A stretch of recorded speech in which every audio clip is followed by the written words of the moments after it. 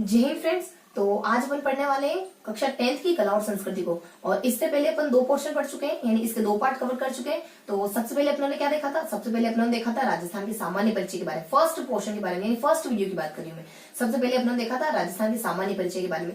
Then अपनों ने देखा था प्रागैतिहासिक काल के बारे में। फिर हमने सभ्यताओं को कवर करा था। ये 3 पोर्शन कवर करे थे हमने फर्स्ट पार्ट में। देन हमने सेकंड पार्ट में कौन कौन से 3 पोर्शन कवर करे? इतिहास को थोड़ा सा और आगे बढ़ाया। कहाँ बढ़ाया हमने? इतिहास को कहाँ से लेते हुए गुजर रहे अपन। तो फिर अपनों ने देखा इतिहास में सभ्यताओं के बाद अपन आए कुछ जनपदों पर आए, और जनपदों के बाद अपन नेक्स्ट मूव ऑन करा हमने राजपूतों की उत्पत्ति पर। और राजपूतों की उत्पत्ति के बाद हमने मेवाड़ वंश को पढ़ा। यानी सबसे पहले हमारे राजपूतों में कौन आए? मेवाड़ राजपूत आए। मेवाड़ के राजपूत आए जिनको अपन गुहिल वंश के नाम से जानते हैं, उनको कवर करा। तो इस तरीके से अपन 6 टॉपिक को कवर कर चुके हैं। और इन 6 टॉपिक को हमने बहुत अच्छी तरीके से और ट्रिकी तरीके से कवर करने की कोशिश करी है, ताकि चीजें लंबे समय तक और अच्छे से याद रहे। तो आज अपन कुछ नए 3 टॉपिक पढ़ने वाले। आज का जो हमारा थर्ड पार्ट है, इसमें कुछ 3 नए टॉपिक पढ़ने वाले।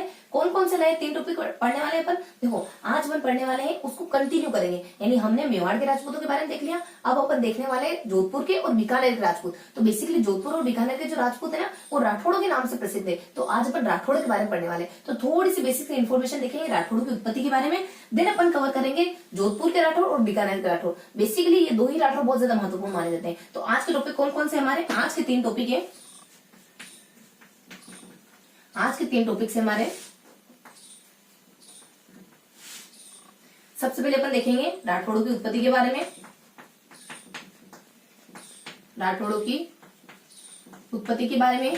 फिर अपन देखेंगे जोधपुर के राठौड़ों के बारे में।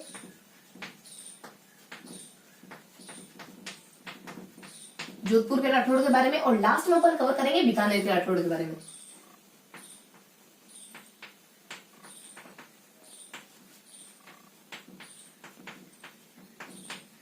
बीकानेर के राठौड़ के बारे में कवर करेंगे। तो सबसे पहले अपन देख लेते हैं राठौड़ की उत्पत्ति के बारे में। कुछ हल्का सा जिक्र देखेंगे कि राठौड़ की उत्पत्ति कहाँ से हुई। लगभग 5-6 बताएंगे जो राठौड़ की उत्पत्ति के बारे में बता देंगे, और थोड़ा सा अपन जिक्र देख लेंगे इनके आदि पुरुष के बारे में। बस ये इतना सा पोर्शन है, इसमें अपना राठौड़ की उत्पत्ति वाला पोर्शन फिनिश हो जाएगा।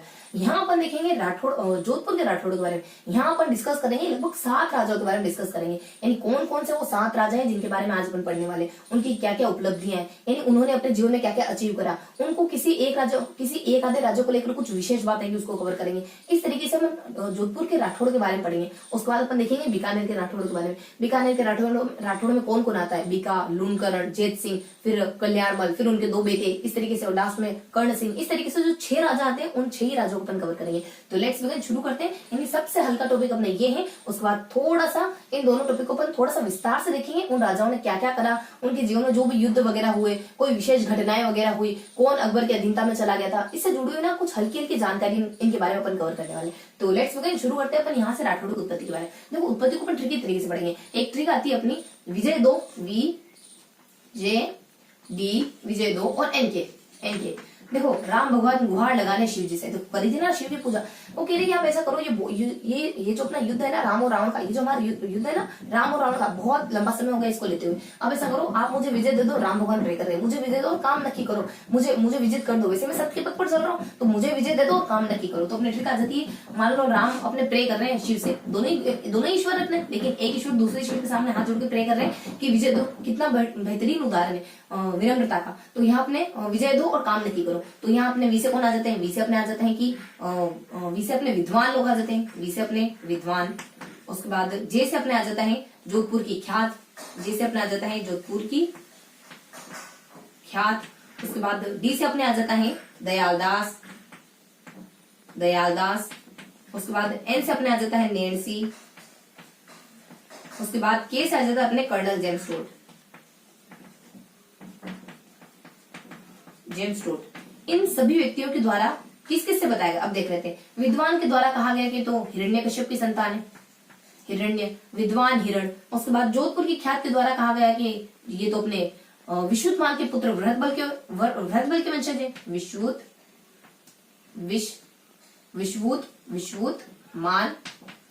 के पुत्र वृहदबल के वंशज, यानी वृहदबल की संतान माना है। यानी जोधा क्या है? बहुत बड़ी है, बहुत आदम का दिमाग लो जोधा। यहाँ जाता अपने दयालदास। और दयालदास किससे बताते हैं इनकी उत्पत्ति? सूर्यवंशी कहकर ये भल्लराव से बताते हैं। सूर्यवंशी बताकर भल्लराव की संतान मानते। तुम्हें दया तक नहीं है, उसके सीने में तुमने भाला घोप दिया। सूर्यवंशी बताकर ये भल्लराव के वंशज बताते हैं, भल्लराव के वंशज बताते हैं। देन बताते हैं नेंसी किससे बताते हैं? कन्नौज। कोई नेंसी नाम की आपकी फ्रेंड है, कान साफ नहीं करती, गंदी लड़की है ना, तो अपने यहाँ कन्नौज आ जाता है। उसके बाद अपने कर्नल जेम्स टोड। आप कह रहे हो तिरछे क्यों हो रहे हो यार, मेरे सूरज की धूप आ रही, सूरज यानी मेरे मुंह पे मेरे चेहरे पर रोशनी गिरी, थोड़ा सीधे रहो ना, ताकि मेरे चेहरे पर सूरज की रोशनी ना गिरे। तो आप कह रहे हो कर्नल जेम्स टोड किससे बताते हैं? सूर्यवंशी। क्या तिरछे हो रहे हो यार, है मेरे चेहरे पे धूप पड़ रही, मेरे चेहरे पे धूप नहीं गिरे, देखो मैंने सनस्क्रीन नहीं लगाया, मेरे चेहरे पे धूप नहीं गिरे, इस तरीके से खड़े हो तुम, तो कर्नल जेम्स टोड, टेढ़े मेढ़े मत हो, ठीक है। तो इस तरीके से अपने कुछ विद्वान आते हैं, इनके द्वारा कुछ उत्पत्ति बताई जाती। ये कुछ विद्वान है, इनके द्वारा कुछ अलग अलग व्यक्तियों से इनकी उत्पत्ति बताई जाती। अब राठौड़ों की उत्पत्ति के बारे में हमने देख लिया। अब अपन देखेंगे इसके आदि पुरुष के बारे में, यानी पहला व्यक्ति आदि पुरुष कौन माना जाता है? देखो इसका आदि पुरुष माना जाता है राव सिंहा अपने कन्नौज के जयचंद्र गढ़वाल के वंशज माने जाते हैं। ये कन्नौज के जयचंद्र गढ़वाल के वंशज माने जाते हैं। कन्नौज के, ये बताते हैं ना नेंसी, कुछ उसी तरीके से कन्नौज के जयचंद्र गढ़वाल के वंशज, जयचंद्र गढ़वाल के वंशज मानते हैं इनको। और थोड़ी सी बेसिक इन्फॉर्मेशन आती है इनके बारे में कि ज्यादा कुछ नहीं कर पाए, खाली पाली का इलाका हड़प पाए बस। ये अपना अधिकार पाली पर स्थापित कर पाए, बाकी ये अपनी जिंदगी में ज्यादा कुछ नहीं कर पाए, बस इतना से इनके बारे में डिटेल होती है। पाली पर अधिकार कर पाए और फिर ये चल बसे, इस तरीके की इन्फॉर्मेशन होती है राव सिंहा के बारे में। और अब अपन देखेंगे जोधपुर के राठौड़। तो ये हल्का सा इंट्रोडक्शन था अपने राठौड़ की उत्पत्ति के बारे में। अब अपन देखेंगे राठौड़ की उत्पत्ति के बारे में। देखो इसको रफ कर लेते हैं। अब देखेंगे कि राठौड़ की उत्पत्ति में जोधपुर के राठौड़ में कौन कौन से शख्स आते हैं, कौन कौन से राजा लोग आते हैं, और कुछ 6-7 लगभग 7 राजाओं का जिक्र होगा, तो हम 7 राजाओं के बारे में पढ़ने वाले हैं। तो देखो ट्रिकी तरीके से देखेंगे जोधपुर के राठौड़ की ट्रिक क्या थी। इसकी ट्रिक अपने आ जाती है। जोधपुर के राठौड़ में सबसे पहले राव चूंडा आते हैं, और फिर अपने रणमल आते हैं, उसके बाद अपने आने वाले जोधा होते हैं, उसके बाद अपने मालदेव आते हैं, मालदेव के बाद आने वाले चंद्रसेन होते हैं, चंद्रसेन के बाद आने वाले मोटराजा उदय सिंह होते हैं, मोटराजा उदय सिंह के बाद जसवंत सिंह होते हैं। तो इस तरीके से 7 नाम होते हैं। इन सातों नामों को अपन ट्रिकी तरीके से देखेंगे। क्या यहाँ पे करो, यानी करो, फिर अपने आ जाता है जम करके चाहे कुछ करो, चाहे जिंदगी में कुछ करो, लेकिन जम कर करो, अपना 100% दो, चाहे कुछ करो तो उसमें सक्सेस मिलनी ही मिलनी। तो यहाँ जब अपने करो जम करके चाहे कुछ करो, तो देखो सी से क्या देता अपने राव चूड़ा, उसके बाद आर से अपने राव रणमल, और फिर अपने जे से आ जाता है जेत सिंह, जे से अपने जोधा, जेत सिंह थोड़ी ना, जोधा राव जोधा आ जाता है। उसके बाद एम से अपने आ जाता है मालदेव, उसके बाद सी से अपने आ जाता है, देखो जे से अपने जोधा और मालदेव, ठीक है। उसके बाद सी से अपने आ जाता है चंद्रसेन,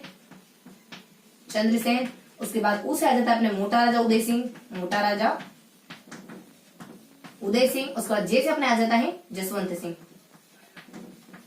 सिंह। तो इन राजाओं के बारे में पढ़ने वाले अपन चूंडा के बारे में, उसके बाद रणमल के बारे में, उसके बाद जोधा के बारे में, उसके बाद मालदेव के बारे में, उसके बाद सी से चंद्रसेन के बारे में, उससे मोटा राजा उदय सिंह के बारे में, और जैसे जसवंत सिंह के बारे में। इन राजाओं के जिक्र को अपन देखने वाले। तो 1 बाय 1 एक राजा को अपन शुरू करते हैं। सबसे पहले आ जाता है राव चूड़ा। देखो राव चूड़ा आ जाते हैं।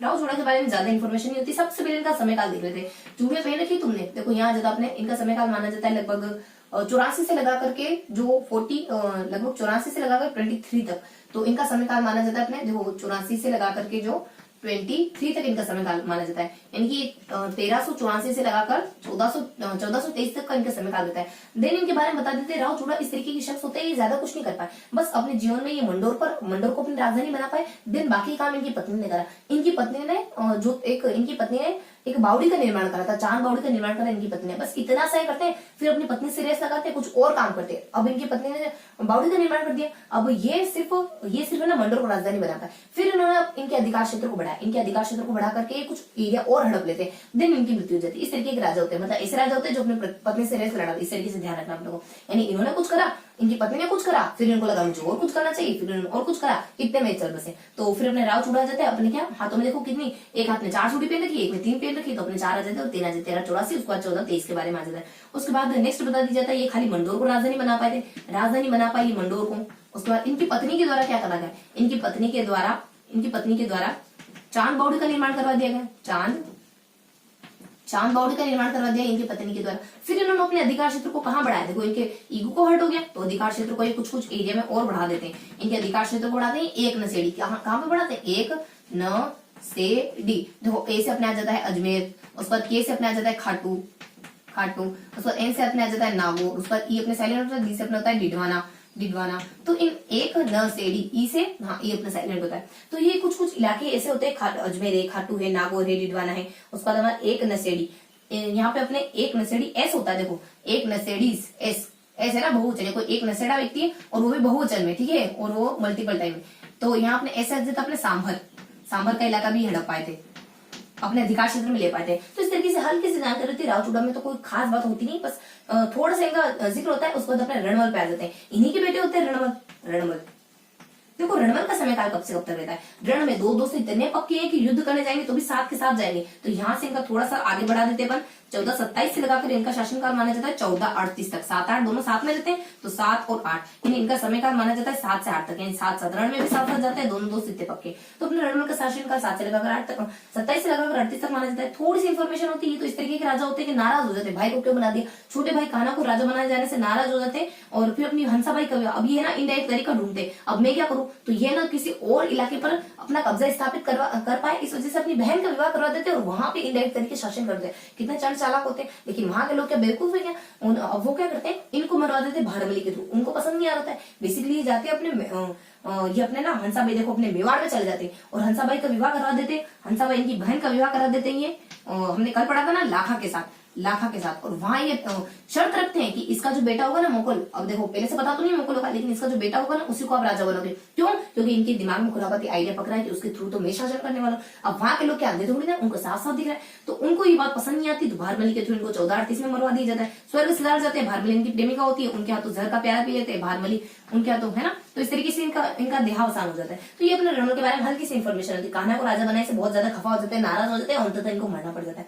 तो रणवल के बारे में इन्फॉर्मेशन। अब अपन देख रहे थे जोधा के बारे में, और फिर अपन अब मालदेव के बारे में देख लेते हैं। अब जोधा के बारे में, मालदेव के बारे में क्या जिक्र होता है, तो फटाफट से अपन कवर करते हैं राव जोधा को, उसके बाद मालदेव को। सबसे पहले आ जाता है राव जोधा। देखो राव जोधा का समय काल कब तक होता है, देखो जोधा का समय काल माना जाता है 1438। इनके पिताजी मरे थे 1438 में, उसके बाद इनका समय काल माना जाता है 89 तक। जोधा अड़ गई कि मेरे को 89 नहीं चाहिए, मेरे को पूरे नंबर चाहिए, मेरे को 90 चाहिए, मेरे को 89 से मैं संतुष्ट नहीं होने वाली, मेरे को 90 मार्क्स चाहिए। तो इस तरीके से अपने इनको थोड़ा सा रिकॉल करना है और चीजों को याद रखना है, थोड़ा सा होल्ड करके रखना है चीजों को। राव जोधा का समय काल देख लिया हमने। राव जोधा के बारे में क्या इन्फॉर्मेशन, अपनी पूरी जिंदगी में राव जोधा ने 3 काम अच्छे करे। इन 3 कामों को चलते इनको एक उपाधि मिल गई। क्या 3 काम अच्छे करे इन्होंने करा, मंडोर को राजधानी बनाया, इन्होंने मंडोर को अपने अधिकार क्षेत्र में लिया, और उस मंडोर को अधिकार क्षेत्र में लिया। साथ के साथ इन्होंने अपनी बेटी की, जोधा ने अपनी बेटी की शादी मेवाड़ में किसी राइवल से करवा दी थी। राइवल वही जो अपने राव, कल अपने पढ़ा, राव कुंभा का बेटा माना जाता है। इस तरीके से उन्होंने मंडोर को तो हड़प लिया। एक बार इन्होंने अपने मंडोर को हड़प लेते हैं, हालांकि फिर बाद में ठीक ठाक स्थिति में आ जाते हैं, यानी उनके साथ फिर अपने मन मुटाव को दूर कर लेते हैं। अपनी बेटी की शादी उनके बेटे से करवा देते हैं राजमहल से। तो मंडोर को हड़प लेते हैं और फिर थोड़ा सा घाव पर मरहम लगाने के लिए इस तरह की कंडीशन पैदा करते हैं ताकि रिश्तेदारी बन जाए ना, तो अपने मन मुटाव दूर हो जाए। तो अपने मंडोर को हड़प लेते हैं, लेकिन बाद में बेटी की शादी करवा देते हैं। अपनी बेटी की शादी रायमल से करवा देते हैं, जो मेवाड़ का होता है, तो मेवाड़ के रायमल से करवा देते हैं। मेवाड़ के रायमल अपने कुंभा के बेटे रायमल से करवा देते हैं। फिर अपन यहाँ देखते हैं कि ये अपनी जिंदगी में एक और काम करते हैं कि 59 में जोधपुर नगर की स्थापना करवा देते हैं। बस जोधपुर नगर की स्थापना करवा दी इन्होंने। फिर ये जोधपुर नगर के साथ साथ चिड़ियाटू पहाड़ी पर यही बनाते हैं मेहरानगढ़ का दुर्ग। इनके अलावा ये मेहरानगढ़ के दुर्ग का निर्माण करा देते हैं। नेक्स्ट बता दिया जाता है इनके बारे में कि ये ना एक बहलोल लोधी को हरा देते हैं। बहलोल लोधी को हरा देते हैं। ये 3 काम करते हैं अपनी जिंदगी में। तो बहलोल लोधी को हरा देते हैं, इसी के कारण हमारे ओछे व्यक्ति होते हैं ओझा। इसी के कारण अपने ओझा इनको कह देता है कि मेरी नजर से तो जोधपुर का प्रथम प्रतापी शासक कोई है तो वो सिर्फ जोधा होगा। तो जोधपुर का प्रथम प्रतापी शासक कह देते हैं, जोधपुर का प्रथम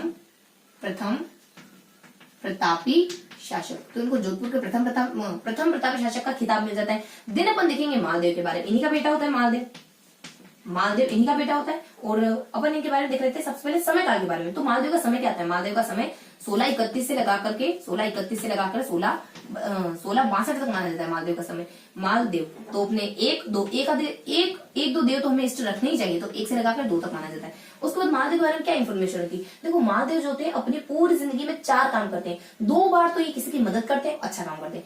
1 बार ही किसी को हड़पने का काम करते हैं, 1 बार शादी कर लेते हैं और लास्ट में आकर के मर जाते हैं। यानी गिरी सुमेल के युद्ध में कैसे गिरी सुमेल के युद्ध में तो नहीं मरते, वहां से तो भगोड़े बन जाते हैं, भाग जाते हैं, लेकिन उसके बाद इनकी डेथ हो जाती है, इनके बाद इनकी मृत्यु। 4 काम अच्छे करते हैं अपने पूरे लाइफ टाइम में। तो सबसे पहले करते हैं मदद। तो किन किन की मदद करते हैं? ये 2 व्यक्तियों की मदद करते हैं और एक और किसी और की भी मदद करती है। तो सबसे पहले कुछ उनको सहायता का संदेश भेजते हैं। 2 व्यक्तियों की मदद करते हैं। पहले व्यक्ति आ जाते हैं राणा सांगा की मदद करते हैं। हालांकि राणा सांगा जिस युद्ध में इन्होंने मदद करी ना, उस युद्ध में तो ये हार जाते हैं। खानवा के युद्ध में मदद करी थी, उसमें हार गए थे उस समय। हालांकि उस समय इनके पिताजी शासक थे, तो इनका मतलब कि ज्यादा बोलबाला था नहीं, लेकिन फिर भी सांगा की मदद करते कैसे अपना पूरा एफर्ट लगा करके। उसके बाद नेक्स्ट बता दी जाता है एको शख्स की मदद करते हैं अपने जो महाराणा प्रताप है ना, उनके दादाजी विक्रमादित्य की मदद करते हैं, क्योंकि पिताजी तो अपने उदय सिंह है, तो विक्रमादित्य की मदद करते हैं।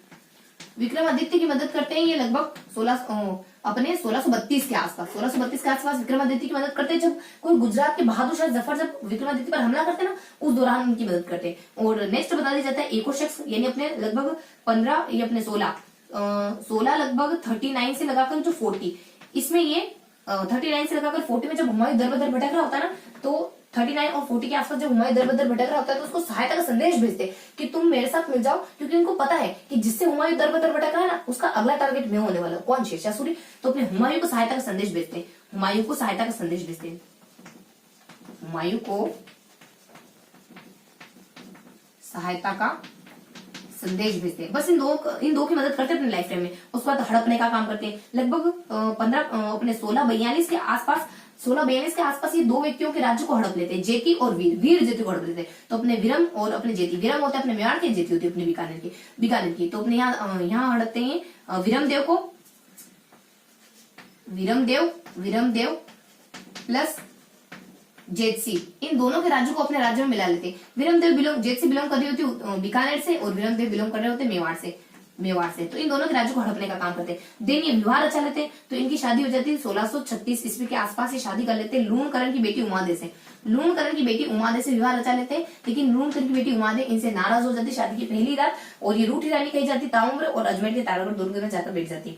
और नेक्स्ट बता दिया जाता है कुछ इंसिडेंट हुआ होगा ऐसा, तो यहाँ बता दिया जाता है लास्ट में अब इनकी मृत्यु। गिरी सुमेल का युद्ध होता है। तो देखो गिरी सुमेल का युद्ध अपना 1544 में एक प्रसिद्ध युद्ध होता है, जिसको अपन गिरी सुमेल के युद्ध के नाम से जानते हैं, जिसमें जेता और कुपा इनको अपने 2 वीर सेनानायक खोने पड़ जाते हैं। जेता और कुपा ये तो भाग चले जाते हैं, क्योंकि इनको ऐसी सूचना मिलती है कि जेता और कुपा इनके साथ गद्दारी करने वाले। ऐसा कुछ इनकी पर्चियां इनके आसपास इनको बिखरी हुई मिलती है। ये तो अपनी साजिश थी उनकी, अपने गिरी सुमेल की, क्या शेरशाह सूरी की, और ये उनके शिकंजे में फंस भी जाते हैं और जेता कुपा डाउट करके चले जाते हैं। और जेता कुपा फिर भी देखो इनकी अंधभक्ति देखो, उन्होंने उन पर डाउट करा, लेकिन जेता कुपा फिर भी उन्होंने ये नहीं सोचा कि हमारे जो स्वामी हमारे जो मालिक है वो उन पर डाउट करें। इनकी प्रगाढ़ उनके प्रति आस्था थी कि चाहे वो कुछ सोचे, लेकिन हम उनके प्रति इतने लॉयल है कि चाहे वो कुछ हमारे प्रति बुरी भावना रखेंगे ना, फिर भी हम तो युद्ध करेंगे उनके लिए, मरेंगे मिटेंगे उनके लिए। तो यहाँ जाते हैं जेता और कुपा 2 वीर सेनानायक इस युद्ध में माने जाते हैं। और इसी युद्ध में इनके द्वारा कहा जाता है शेरशाह सूरी के द्वारा, शेरशाह सूरी एक बात कहते हैं इसी युद्ध में कि मैं एक मुट्ठी भर बाजरे के लिए पूरे हिंदुस्तान की बादशाह खो देता। मुट्ठी भर बाजरे के लिए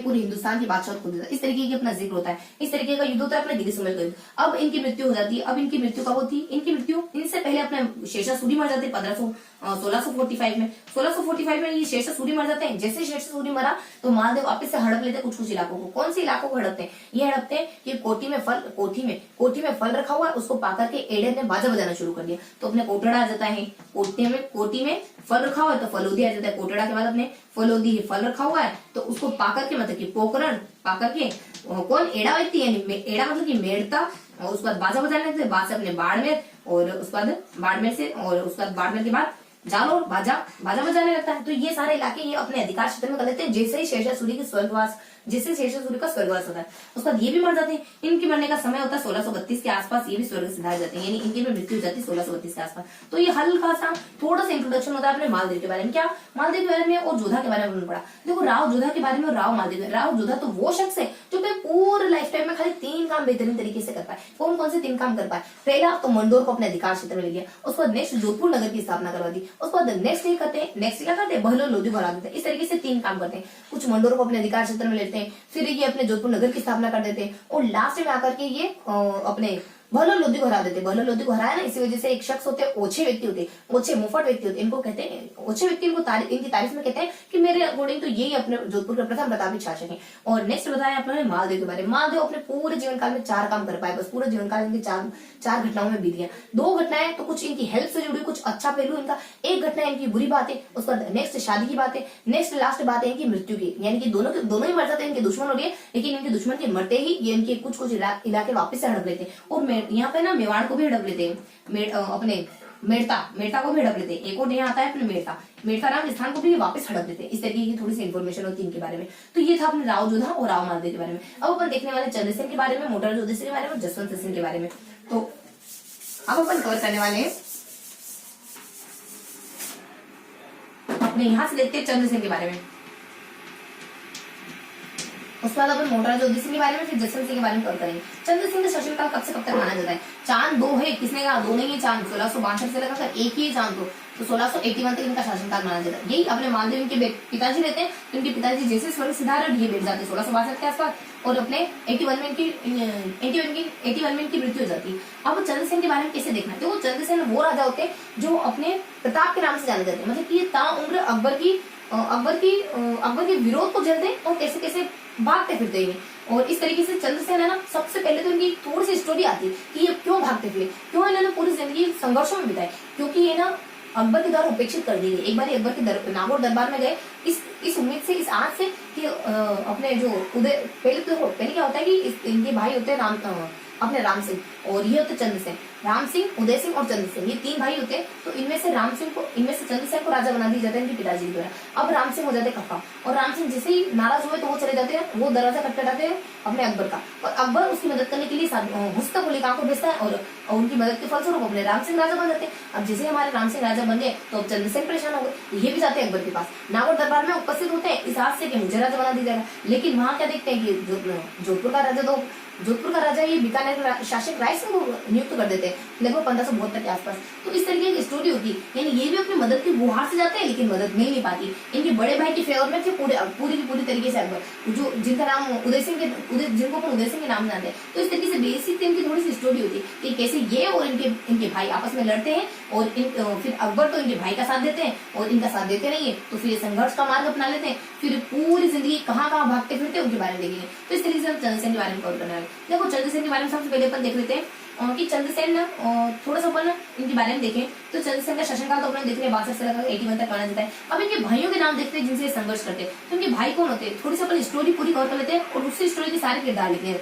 तो इनके भाई का नाम एक तो अपने एक अपने राम सिंह होता है, फिर उदय सिंह होता है, और तीसरे नंबर के होते हैं राजा उदय सिंह, उसके बाद चंद्रसेन। लेकिन पिताजी इनको राजा बना देते हैं। राम सिंह बहुत ज्यादा खफा हो जाते हैं, तो ये लगभग 1564 में मदद मांगते हैं। देखो राम सिंह की स्टोरी चल रही है, अपनी स्टोरी को ही अपने आगे कंटिन्यू कर रहे हैं। तो ये अपने राम सिंह अपने खफा हो जाते हैं और 1564 में मदद मांगते हैं अकबर से, और तब इनको हुस्न कुली खां यानी हुसैन कुली खां को मदद करने के लिए आते हैं, और मदद करी और 1564 में राम सिंह राजा बन गए। बहुत खुशी, इनको तो बहुत खुशी होगी राजा बन गए। तो अब हमारे 1570 के आसपास एक घटना होती है कि ये चंद्रसेन जाते हैं नागौर दरबार में चंद्रसेन उपस्थित होते हैं, और क्या देखते हैं कि राजा नियुक्त कर दिया गया, यानी जोधपुर का शासक इसको नियुक्त कर दिया गया। जोधपुर का रायमल को नियुक्त कर दिया, जो कि अपने कल्याण में करते हैं, यानी बीकानेर के शासक को जोधपुर का राजा बना देते हैं। अब ये इनसे देखा नहीं जाता, अब इनकी आंखों की किरकिरी बन जाती है कि राय सिंह को कैसे राजा बना दिया। अब ये संघर्ष का मार्ग अपनाते हैं। अब यहाँ से स्टोरी थोड़ी अलग चलती है। अब यहाँ से पूरी स्टोरी चलती है कि कहाँ भटकते जाते हैं। अब ये भटकते अपने कुछ अलग अलग इलाकों में भटकते हैं। कौन सा, यहाँ जाता है बस पीके, बस करो यार पीके, बस करो, कितनी बेवकूफी करोगे अपने। वो क्या कहा, कौन थी, अनुष्का कह रही बस करो पीके, कितनी पागलपंती करोगे तुम, मेरे साथ तो जितनी पागलपंती मत करो, और तुम्हारे साथ मेरा नाम जुड़ा हुआ है ना। इस तरीके से आपको थोड़ा सा याद रखें। तो बस पीके में जाते हैं, बस अपने कहाँ देखो भादराजू, फिर अपने सिवाना है, फिर अपने पी से अपने पिपलूदा जाता है, के से अपने कानूजा। इस तरीके से अलग अलग 4 स्थानों में भागते हैं। कौन कौन सी स्थान आ जाते हैं, देखो बी से अपने भादराजून आ जाता है, बी से अपने भादराजून आ जाता है, उसके बाद ए से अपने सिवाना आ जाता है, एस से अपने सिवाना आ जाता है, पी से अपने पिपलूद आ जाता है, उसका के से अपने कानूज आ जाता है। देखो साथ के साथ नोट्स बनाते रहना, तो चीजें बहुत अच्छी तरीके से याद होगी। देखो लिखते जाओगे ना तो चीजें याद रहेगी, वरना चीजें याद नहीं रहने वाली। देखो मैं थोड़ा सा सिंपल तरीके से पढ़ाने की कोशिश करूँ ताकि चीजें याद रहे। अगर आप इन चीजों को लिखते जाओगे ना तो बेमशोर आपको चीजें कुछ ना कुछ तो याद रहेगी रहेगी। देखो मैं, अगर मुझे भी कोई कहे ना कि आप साथ के साथ लिखते जाओ तो मैं खुद भी इतना जल्दी रिलाई नहीं करती, तो मतलब इतना जल्दी विश्वास होता ही नहीं कि अपन हर किसी को कैसे लिखने लग जाए। आप किसी को लिख रहे हो इसका मतलब आपको उसको बहुत ट्रस्टेबल सोर्स मानते हो, तभी उसको लिख पाते हो। और मैं मानती हूँ कि आप इतना कहने के बावजूद नहीं लिखोगे, लेकिन फिर भी कोशिश करो कि आप कुछ चीजें साथ के साथ नोट करते चलो, उससे क्या चीजें थोड़ा सा लॉन्ग टाइम सस्टेनेबल हो जाएगी। तो अपने भाद्रजोन आ जाता है, सिवान आ जाता है, पिपलूद आ जाता है, कानूज आ जाता है, इन स्थानों पर भागते हैं। इस बीच में इनके परिवार के लोग भी मर जाते हैं इस भागादौड़ी में, क्योंकि अकबर इनको ना एक भूखे भीड़े की तरह ढूंढ रहा होता है। तो इनके कुछ परिवार, इनके कुछ अजीज लोग मारे जाते हैं। कौन? अपने सुख आ जाता है, सुजा जाता है, देवी आ जाता है। देखो सुख, सुजा और देवी, सुख, सुजा और देवी, ये तीन शख्स माने जाते हैं इनकी भागे में। तो इस तरीके की बातचीत होती है। और लास्ट में देखो ये ऐसे व्यक्ति बन जाते हैं भागते भागते, लूट मार कर, अब खाने पीने को कुछ मिलेगा तो देखो इनकी सारी हेकड़ी उतर गई। अब ये लूट मार करने लगे। अब इनकी कंडीशन इतनी बुरी आ गई, लोग इनसे नफरत करने लगे, क्योंकि अब ऐसे कैसे राज्य होंगे कि कंडीशन आती है, अपने सारे सिद्धांत टूट गए, सारे रूल टूट गए। तो वो कंडीशन यही तो देखने के लिए आती है कि आप उनके सामने घुटने टेकोगे, आप कंडीशन को घुटने टेकोगे, है ना। तो ये देखने के लिए ये तो कंडीशन के सामने घुटने टेक देते, अपने सारे रूल सिद्धांत इनको दरकिनार करके, और ये तो लूट मार करने लग जाते हैं। तो लोग इनसे खफा हो जाते हैं। तो फिर ये ना सिडुबा में भागते हैं। कहाँ भागते हैं? सिडुबा में, सिडुबा, यानी ये भागते हैं सिरोही में भागते हैं, फिर अपने डूंगरपुर में भागते हैं, फिर अपने बांसवाड़ा में भागते हैं, तो इन बांसवाड़ा में भागते हैं। तो इन तीन इलाकों में ये भागते फिरते हैं, यहाँ पे चले जाते हैं भागते भागते, और लास्ट में इनकी भागते भागते मृत्यु हो जाती है। इसी तरह भागम में ये मर जाते हैं, लगभग 1681 में मर जाते हैं। और विश्वेश्वर नाथ रेणु इनको मारवाड़ के प्रताप का खिताब दे देते हैं। देखो मरते मरते एक अचीवमेंट अपने हासिल कर गए, ये मारवाड़ का प्रताप, जिसकी वजह से आज तक हम इनको पढ़ रहे हैं। मारवाड़ का प्रताप सबसे महत्वपूर्ण काम जिन्होंने यही करा, क्योंकि देखो राज्य तो ये हड़प नहीं पाए। जरूरी नहीं है कि आप मंजिल पा पाओगे, नहीं पा पाओ, आपका रास्ता कितना बेहतरीन है, आप उस मतलब कि रास्ता कितना संघर्ष वाला है, वो भी आपको फेमस बना देगा। देखो इनको कहाँ मिली मंजिल, लेकिन इनका जो रास्ता था बहुत संघर्ष वाला था, उन्होंने इसको उसी ने इसको फेमस बना दिया, उस रास्ते ने उनको फेमस बना दिया। तो ये मारवाड़ के प्रताप के नाम से जाने देते हैं। ये चंद्रसेन के बारे में हमने देखा, तो बेसिक इन्फॉर्मेशन देखी। यहाँ क्या देखा कि पूरा वो किस्सा आता है यहाँ चंद्रसेन के बारे में, जिसकी वजह से इनको संघर्ष करना पड़ा, जिसकी वजह से इनको भागना पड़ा।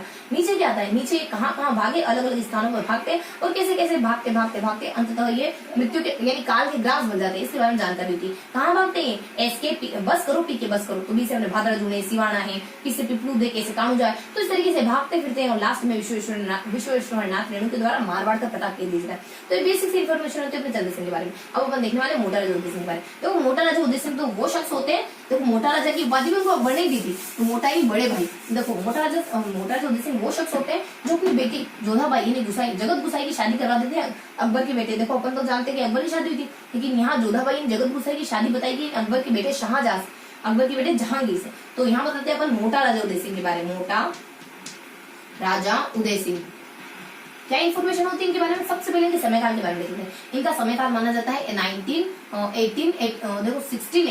1683 से लगा करके इनका समयकाल रहता है 1695 तक। 1683 में राजा अकबर के द्वारा ही बनाए गए। इनके बारे में तो कुछ ज्यादा जिक्र होता नहीं, एक दो बातें होती है। क्या कि अकबर के द्वारा राजा बनाए गए, ये ना 1603 में अकबर के द्वारा राजा बनाए।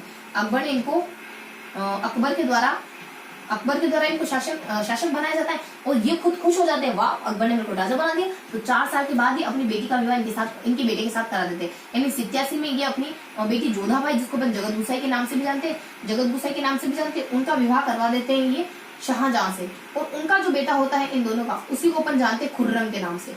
खुर्रम ये बात तो हमको रमी नहीं ये बात हमें कि उन्होंने इनको शासक बनाया, तो बाद में इन्होंने 4 साल के बाद शादी करा दी, मतलब कि बदलाव उतारा है कि तुम्हें, तो ये अपनी रमी नहीं, ये बात हमको जमी नहीं। तो खुर्रम इनका बेटा होता है। इस तरीके से थोड़ा सा इनको बस यही इनकी हल्की सी जानकारी होती है इनके बारे में।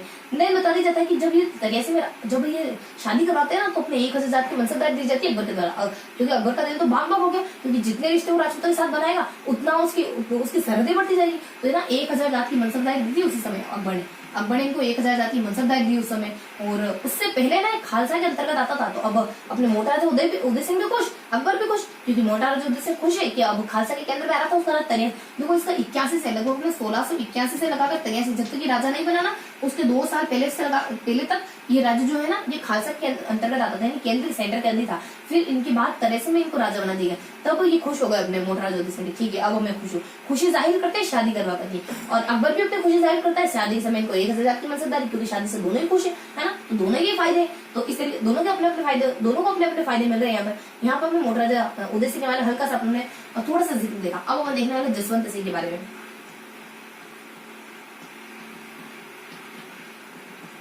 तो जसवंत सिंह के बारे में क्या कवर करने वाले, जसवंत सिंह के बारे में देखो, जसवंत सिंह किस तरीके के राजा होते हैं। जसवंत सिंह वो राजा होते हैं जब ये बिहार अचानक होता है ना, तब पता चलता है कि इनके पिताजी का देहावसान हो गया, भागते भागते दौड़ते दौड़ते आ रहे होते, तभी बीच में शाहजहां के द्वारा इनको रोक लेता था, वही अपने सलीम का बेटा उनको रोक लेता है और कहता है कि रुक जाओ। देखो होते कितने साल के, 11 साल के होते समय, मात्र 11 साल के। उस समय शाहजहां इनको बुलाता है और कहता है कि ठहर जाओ, अब तुम नाबालिग हो, अब तुम शासन कैसे संभालोगे। तो 4000 की मनसबदारी देते हैं। इनके लिए कोई संरक्षण नियुक्त करते हैं राज सिंह कुपात, उनको 400 की मनसबदारी देकर कहते हैं कि ध्यान रखना, छोटा बच्चा है, इस तरीके की हल्की सी जानकारी देती। फिर जैसे ही 19 साल के होते ना बाकी नौजवान, तो अलग अलग अभियानों को भेजते। शाहजहां बहुत केयर करते, शाहजहां की अलग अलग अभियानों को करते। लेकिन एक गलती हो जाती है इनसे, ये ना जब इनके औरंगजेब, जब उनकी बेटों के बीच में उत्तराधिकारी संघर्ष होना, तो एक गलत बेटे को चुन लेते हैं। अब वो तो हार गए, अब इनकी रानी इनसे खपा है कि हारे हुए व्यक्ति को मैं अपने राज्य में, अपने दुर्ग में एंट्री नहीं दे सकती, दरवाजे बंद कर देती इनके मुंह पर वो रानी। अब इनके सामने परिस्थिति आन पड़ी कि अब करूँ तो क्या करूँ, रानी ने मेरी इंसल्ट कर दी। अब ये बहुत खफा है औरंगजेब से, क्योंकि उत्तराधिकारी युद्ध में जीता कौन, औरंगजेब, और हारा कौन, जिसका साथ देते वो हार गया, दारा का साथ दे रहे थे हार गया। और हारने का कारण कासिम खान, कासिम खान ने विश्वासघात कर दिया, इस वजह से ये दारा का साथ दे रहे थे वो हार जाते हैं और औरंगजेब जीत जाता है। अब औरंगजेब से खुंडस खाए हुए होते, ये औरंगजेब के पास जाते हैं। 1959 के आसपास खजुआ नामक स्थान पर औरंगजेब होता है, उनको लूट लेते हैं और वापस जोधपुर चले आते हैं। अब उनको लूट लिया, अब औरंगजेब इनको इनसे खफा है, अब रानी खफा है, औरंगजेब खफा है। लेकिन औरंगजेब से इनकी जो नाराजगी है ना, वो तो दूर करा देते अपने जसवंत सिंह। जसवंत सिंह एक व्यक्ति होते जो अपने वो दोहा लिखते ना, कि जसवंत ये को दोहा लिखते कि आप कुछ हल्का सा दोहा था हिंदी लिटरेचर में, उसका मीन्स ये होता है कि आप है ना, मतलब कि रानी को लेकर ये व्यंग्य करते हैं। अपने जसवंत सिंह जो होते हैं ना, जसवंत सिंह जो अपने व्यक्ति होते हैं ना, ये जसवंत सिंह के अपने किसकी बात करें अपन, एक तो जसवंत सिंह खुद होते हैं और जयसिंह जो व्यक्ति होते हैं ना, ये इनके ऊपर व्यंग्य करते हैं कि तुम अपनी रानी में खोए हुए हो, इस तरीके से कुछ दोहा लिखते हैं, हिंदी लिटरेचर में आता है वो दोहा। तो यहाँ पर देख रहे थे कि अब ये औरंगजेब को इस तरीके से लूट लेते हैं। जब इन्होंने औरंगजेब को लूट लिया, अब औरंगजेब के और इनके बीच में 36 का आंकड़ा गया। अब ये आंकड़ा 36 का है, तो इसको कम करने के लिए 32 का आंकड़ा करने के लिए कौन आता है, फिर आता है अपने जसवंत सिंह को जयसिंह नामक कवि होते हैं। जयसिंह इन दोनों में ना मन मुटाव को दूर कर देते हैं, फिर औरंगजेब भी हंसी खुशी इनको माफ कर देते हैं, अलग अलग अभियानों को भेजते हैं, वही अभियानों पर इनकी डेथ हो जाती है। इस तरीके के राजा होते हैं अपने, इस तरीके के राजा मतलब कि अपनी रानी को खफा करते हैं, औरंगजेब को खफा करते हैं, और फिर लास्ट में औरंगजेब अलग अलग अभियानों को भेजता है और वही अभियानों में कहीं इनकी मृत्यु हो जाती है। इस तरीके के राजा होते हैं जसवंत सिंह। देखो तो बेसिक से इन्फॉर्मेशन देख लेते हैं इनके समय काल के बारे में। इनका समय काल माना जाता है अपने 1638 से लगाकर 1668 तक, 1678 तक, 1638 से लगाकर 78 तक इनका शासनकाल माना जाता है। इनका जन्म तो होता है 1626 के आसपास, लगभग 10 सालों पहले, 10-12 साल पहले इनका जन्म हुआ और 11-12 साल में राजा बन जाते हैं। यानी 1626 के आसपास इनका जन्म होता है। ये थोड़ा सा इनके सन से लगाकर बातें, जो सनों को थोड़ा ध्यान रखना है, मेरे को थोड़ा तारीखों को थोड़ा ध्यान रखना है। उसके बाद यहाँ बता देते हैं जसवंत सिंह, देखो फिर बताते हैं कि ये अपने शाहजहां के द्वारा शाहजहां इनको 4000 की मनसबदारी देते हैं, 4000 की मनसबदारी देते हैं। और क्या करते हैं शाहजहां, 400 की मनसबदारी देते हैं राज सिंह कुपावत को। देखो यहाँ तो अपना, हाँ, राज सिंह कुपावत को शाहजहां की 4000 की मनसबदारी देते हैं। और देन फिर ये ना जब ये ठीक ठाक हो जाते हैं, बड़े हो जाते हैं, 19 साल के आसपास हो जाते हैं लगभग, तो ये अपने कब, लगभग ये 1945 19 कहाँ से आ जाएगा अपने 1645 के आसपास इनको ये भेजते हैं कंधार, ये भेजते हैं अपने 1619 के आसपास आगरा भेजते हैं इनको।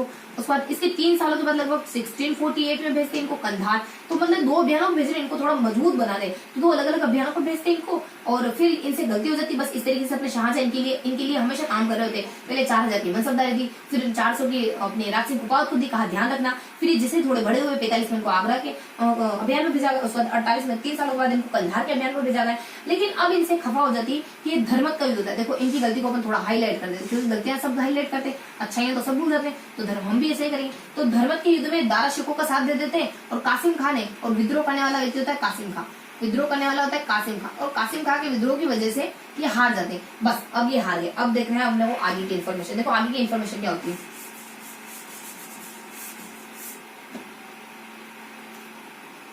कासिम खान, देखो आगे क्या इंसिडेंट होता है। अब यहाँ से नीचे अपना वो पूरा सारा अपने औरंगजेब के साथ कैसे भिड़ंत होती है, औरंगजेब को लूट वगैरह लेते। इसके बाद कुछ सनों का डिस्कशन करेंगे अपन। कौन कौन से सन आते हैं अपने, लगभग 15, 59, फिर 1559 को थोड़ा सा 1559 में 2 घटनाएं घटित होती। उसके बाद क्या होती है, उसके बाद इसकी 3 साल के बाद होती है लगभग 1562 के आसपास। फिर 3 कहा तो फिर अपने 3 ही आ जाएगा 1573 के आसपास। अब ये लास्ट में इनकी मृत्यु हो जाती है 1578 के आसपास। तो कुछ इन सनों का जिक्र करेंगे अपन। तो यहाँ तक तो देख लिया आपने कि कैसे ये अपने ना एक बिल्कुल हथेलियों पर पल रहे। अभी तक तो शाहजहां की हथेलियों पर पल रहे। अब ये कुछ स्वतंत्र हो जाएंगे। अब इन्होंने गलती कर दी, तो गलती की वजह से रानी इनको एंट्री नहीं दे दी। अब थोड़े ब्रॉड हो गए, तो 59 में खजुआ नाम के स्थान पर लूट लेते। अब खजुआहा नाम के स्थान पर औरंगजेब को लूटते। औरंगजेब नाराज हो गए, तो 62 फिर औरंगजेब नाराज हो जाते हैं ना, तो देखो धनुष युद्ध भी लगभग 58 के आसपास ही होता है, और अगले साल उनको लूट लेते हैं। और अब जसवंत सिंह इन दोनों में आपस में मनमुटाव दूर करा देते। 59 में ही मनमुटाव दूर हो जाता है, और 59 में ही कहते कि चलो मैंने तुम्हें माफ करा, मैं तुम्हें ना एक अभियान को भेज रहा हूँ, वहां तुम अच्छा काम करके आना। तो खजुआहा नाम के स्थान पर लूटते हैं, लेकिन फिर भी ये इनको बड़ा दिल रखकर औरंगजेब माफ कर देते हैं, गुजरात के अभियान में भेज देते। किसलिए कह रहे हैं, अपने जय सिंह की वजह से माफ करते हैं, मनमुटाव दूर करवा देते हैं, गुजरात अभियान पर भी भेज दिया जाता है। फिर ये भेजते अपने कहाँ भेजते अपने तो अपने गुजरात पर, फिर दक्षिण पर, फिर अपने कंधार पर। यानी गुजरात फिर दक्षिण, यानी गु द और गुजरात है, उसके बाद अपने दक्षिण है, उसके बाद अपने कंधार यहाँ इन्हीं अलग अलग अभियानों में भेजा जाता है इनकी तरह। अपने काबुल में पर्टिकुलरली कंधार में, काबुल ठीक है हाँ, तो अपने कंधार में भेजा जाता है। कहाँ भेजा गया, जी डी और के, जी डी के अपने आ जाता है जी डी के। गुटकी, देखो इसको ग का है ना, तो गुटकी देखो क्या है, गुटकी यानी एक गुटकी, एक चुटकी और गुटकी। देखो अपने जी डी के, तो गु ड की ध्यान रखना है ना अपने को। गुजरात है, उसके बाद अपने दक्षिण है, उसके बाद कंधार, इस तरीके से अलग अलग स्थानों को भेजा जाता है उनके द्वारा।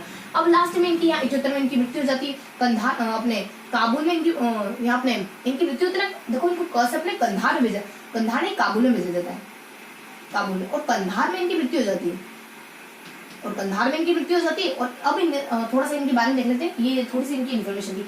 अब जिक्र कर लेते हैं कि इनके दरबार में कोई अच्छे व्यक्ति थे क्या, इन्होंने इस तरीके का काम करा, ठीक है, इस तरीके से पले बड़े, और मतलब कि अपने शाहजहां के बिल्कुल हथेली पर पले बड़े, और लास्ट में आकर के कुछ अलग अलग अभियानों में भेजे गए औरंगजेब के द्वारा, और फिर इनकी मृत्यु हो जाती है। और अब अपन देख लेते हैं क्या इनके दरबारी कोई व्यक्ति थे क्या, तो 3 पॉइंट देखे बेसिकली अपने। इनके दरबार में कुछ अच्छे व्यक्ति शामिल थे। कौन कौन, अपने स न म बम, यानी सनम आपकी बॉम लगती, बहुत सुंदर लगती, सनम बॉम। तो यहाँ ज्यादा स से अपने सूरज सिंह है इनके दरबार में एक अच्छे व्यक्ति थे। उसका न से अपने नैन्सी, जो इनके मंत्री भी माने जाते हैं। उसका ब से आ जाता अपने बनारसी दास इनके दरबारी व्यक्ति थे। उसका म से आ जाता है, म से अपने है सनम, म से मुहम्मद नैन्सी से अपने पहले देख लिया, और स से अपने सूरज सिंह, नरहरिदास, देखो न से अपने नरहरिदास, और म से अपने मुहम्मद नैन्सी, न से अपने नरहरिदास, न से नर हरिदास ये होते हैं। उसका म से अपने मुहम्मद नैन्सी। तो ये अपना जिक्र था हल्का सा अपने जसवंत सिंह के बारे में। तो जसवंत सिंह अपने शाहजहां के द्वारा पले बड़े, उसके बाद एक गलती कर दी इन्होंने, उस गलती के चलते इनको अलग अलग अभियान, उस गलती के चलते उनको रानी ने एंट्री देने से मना कर दिया। फिर कैसे कैसे इनका मन उठा, औरंगजेब को लूटा, और बदला लेने के लिए रानी ने एंट्री नहीं दी, तो बदला लेने के लिए औरंगजेब को लूटा। देन इसके बाद औरंगजेब इनसे नाराजगी को भूल जाते हैं, और उनको अलग अलग अभियानों को भेजते हैं। वही अभियानों पर इनकी मृत्यु हो जाती। तब हमें याद आता है कि उनके दरबार में कुछ अच्छे व्यक्ति भी शामिल थे। तो उनके बारे में अपन देख लेते हैं सनम बम के बारे में। तो अपने सूरत आ जाता है, नैन्सी आ जाता है, और फिर अपने बनारसी दास आ जाता है, सूरत है, नरहरिदास है, बनारसी दास है, मुहम्मद नैन्सी। तो इस तरीके से कुछ 3 पॉइंटों में अपन इसको पढ़ते हैं जसवंत सिंह को। ये अपने पूरे जोधपुर के राठौड़ हो गए। अब जोधपुर के राठौड़ के बाद अब देखेंगे अपन बीकानेर के राठौड़ में। तो अब आएंगे अपन बीकानेर के राठौड़ के बारे में।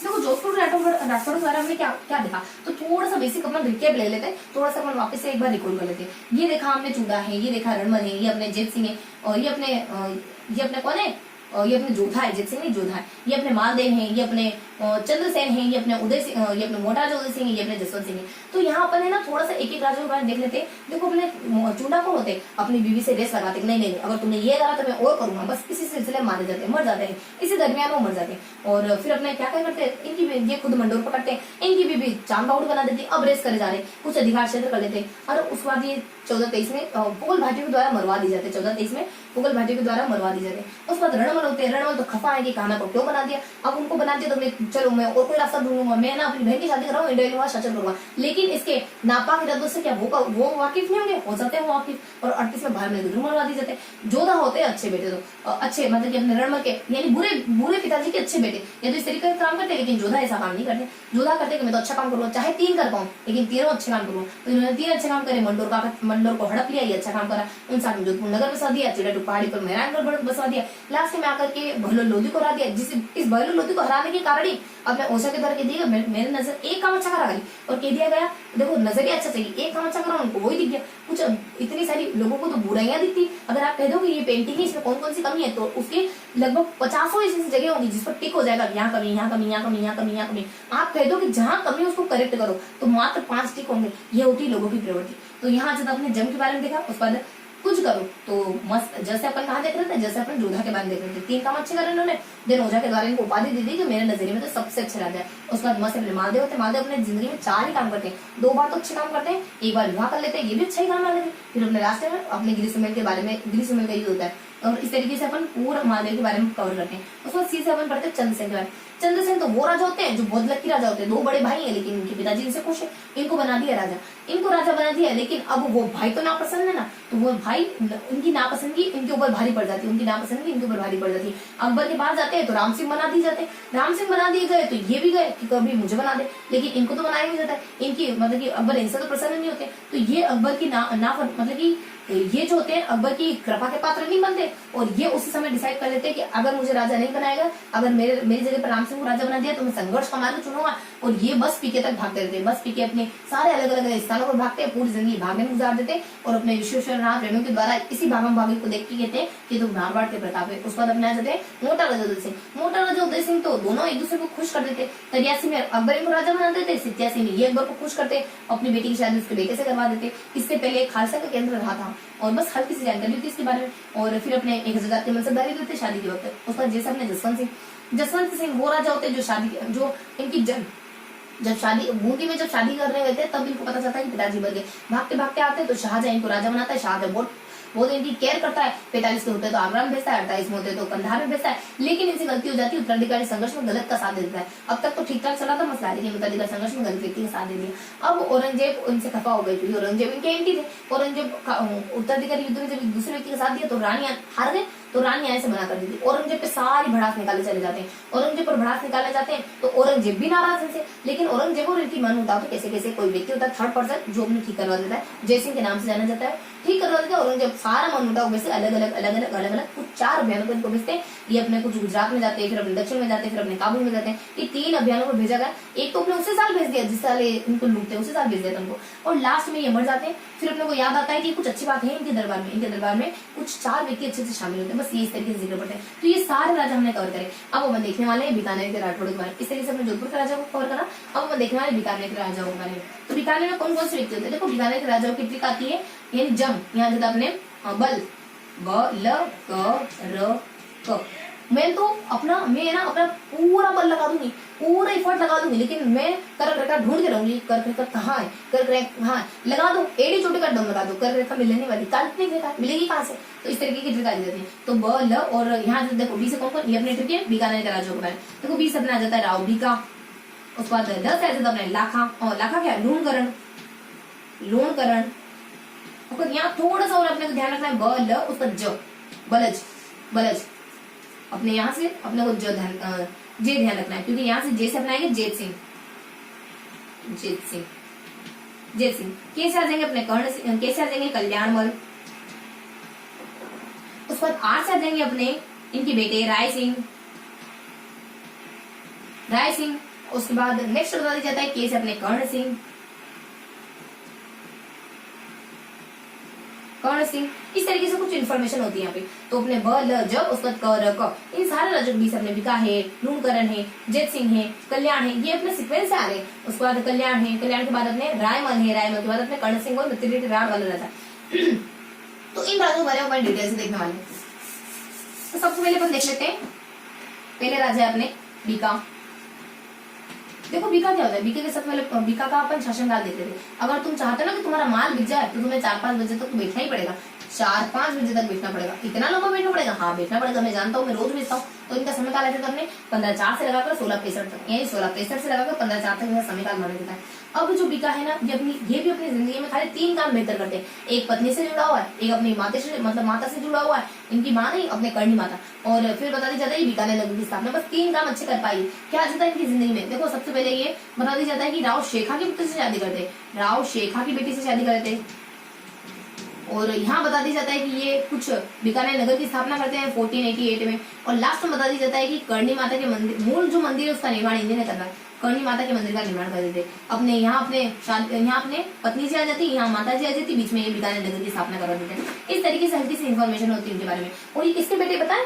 ये अपने राव जोधा के बेटे। राव जोधा वही जो अपने अभी राव जोधा आपने कहा पढ़ा अपन जोधपुर शासकों, राव जोधा क्या राव, हाँ जोधा, अपने जोधपुर के जो राठौड़ है ना राव जोधा, जो अपने रणमल के बेटे माने जाते हैं। राव जोधा जो अपने 3 काम करवाते हैं, क्या मंडोर है, उसका अपने बीच में लास्ट में सबसे पहले मंडोर, उसका लास्ट में भलोल होती, बीच में अपने जोधपुर नगर की स्थापना, 3 काम करवाते हैं। वो अपने जोधा और ये भी अपने 3 ही काम करते हैं। अपने पिता की तरह शेखा की शादी करते हैं, 1488 में बीकानेर नगर में शादी करते हैं, मूल मंदिर का निर्माण करते हैं। तो अपने बीका का किस्सा यहाँ फिनिश हो जाता है। और बीका पता है ऐसा इनको लेकर है ना किन्वदंतियां बहुत सारी। क्या क्या किन्वदंती? ऐसा माना जाता है कि बीका, देखो इनकी थोड़ी किन्वदंतियां देख लेते हैं कि बीका और नरा ने मिलकर बीकानेर में बसा है, ऐसी किन्वदंती है। फिर कोई कहता है कि करणी माता के आशीर्वाद से बीकानेर नगर बसा है, ऐसी किन्वदंती भी। और फिर कोई कहता है कि इन्होंने शेखा के पुत्र शादी इस वजह से करी ना कि अधिकार क्षेत्र बढ़ा पाए, इस वजह से शादी करते हैं।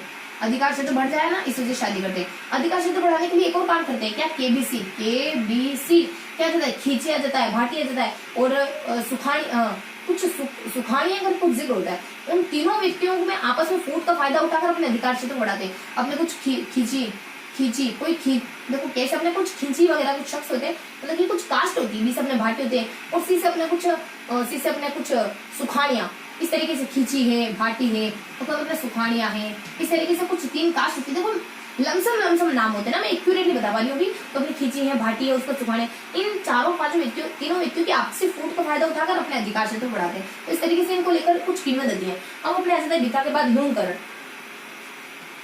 अगर तुम्हें लूण बेचना है ना, नमक बेचना है ना, तो तुम्हें 4-5 बजे तक नहीं बल्कि 5 से 6 बजे तक बैठना पड़ेगा। तो यहाँ आ जाता है अपने इनका समय काल माना जाता है 5 से 6, तो लगभग 1505 अपने। देखो एक तो 1526 होता है, और एक यही अपने 5 यानी अपने पानीपत का युद्ध हुआ था 1526 हुई। और यहाँ पे देखो 1526 में इतिहास में 2 महत्वपूर्ण युद्ध हुए। एक अपने पानीपत का युद्ध हुआ, दूसरा अपने लूणगढ़ जिसमें मारे जाते हैं ना, वो ढोसी का युद्ध होता है। 26 में ढोसी का युद्ध हुआ नारनौल के नवाब अभिमीरा के साथ, जिसमें अपने लूणगढ़ की शहादत हो जाती है। तो देखो इनके बारे में क्या होता है, देखो लूणकर अपने पूरे लाइफ टाइम में, ये इनके लूणकर बीका के छोटे भाई होते, अपने पूरे लाइफ टाइम में 2 काम अच्छे कर पाए। तो इन 2 कामों के चलते इनको 2 उपाधियां मिल गई, इतने 2 कामों के चलते बस। और फिर बस किसी एक युद्ध होता है उसमें मारे जाते हैं। क्या 2 काम अच्छे कर पाए लूणकर के द्वारा? एक तो इन्होंने अपने नागौर के व्यक्ति होते मोहम्मद खान, तो नागौर के मोहम्मद खां को हराते हैं, ये काम अच्छा करते हैं। मोहम्मद खां को हरा देते हैं, ये काम अच्छा करते हैं। उसके बाद लूणकरण झील का निर्माण करा देते हैं, ये काम अच्छा करते हैं। जो खारे पानी की झील है, लूणकरण झील का निर्माण करते हैं, बीकानेर में मौजूद है ना, लूणकरण झील का निर्माण कर देते हैं। उसके बाद इनको 2 उपाधियां दी जाती है। एक तो अपने बिठू सुजा के ग्रंथ, एक ग्रंथ है जयसिंह सूरी का एक ग्रंथ है बिठू सूजा एक ग्रंथ है। बैठो सूजा, सूझ गए तुम्हारा हाथ का हो तो बैठ जाओ। तो बिठू सूजा का ग्रंथ होता है जिसमें को कलयुग का कर्ण कह दिया जाता है, कलयुग का कर्ण कह दिया जाता है। 2 उपाधि मिल गई। एक और उपाधि में एक बड़ा सा ग्रंथ होता है कर्मचंद्र वंशोत्कीर्ति काव्य, कर्मचंद्र वंशोत्कीर्ति काव्य, कर्मचंद्र वंशोत्कीर्ति काव्य। इसमें सिर्फ तुलना करी गई, इतना बड़ा वो काव्य है लेकिन सिर्फ तुलना करी गई, यानी इसमें किसकी तुलना करेगी? कर्ण की और इनकी, कर्ण और इनकी अपने लूणकरण की तुलना करिए, कंपेयर कराकर, ठीक है। उसके बाद लास्ट बता दी जाता है कि अब इनकी मृत्यु हो जाती है, और इनकी मृत्यु हो जाती है अपने 1526 में एक युद्ध होता है ढोसी का युद्ध, जिसको अपन ढोसी का युद्ध के नाम से जानते हैं, जिसमें ये वीर गति को प्राप्त होते थे। ये होता है अपने अभिमीरा के नवाब, यहाँ पे अपने अभिमीरा जो नारनौल के नवाब होते हैं, तो ये अभिमीरा नारनौल के नवाब अभिमीरा, नारनौल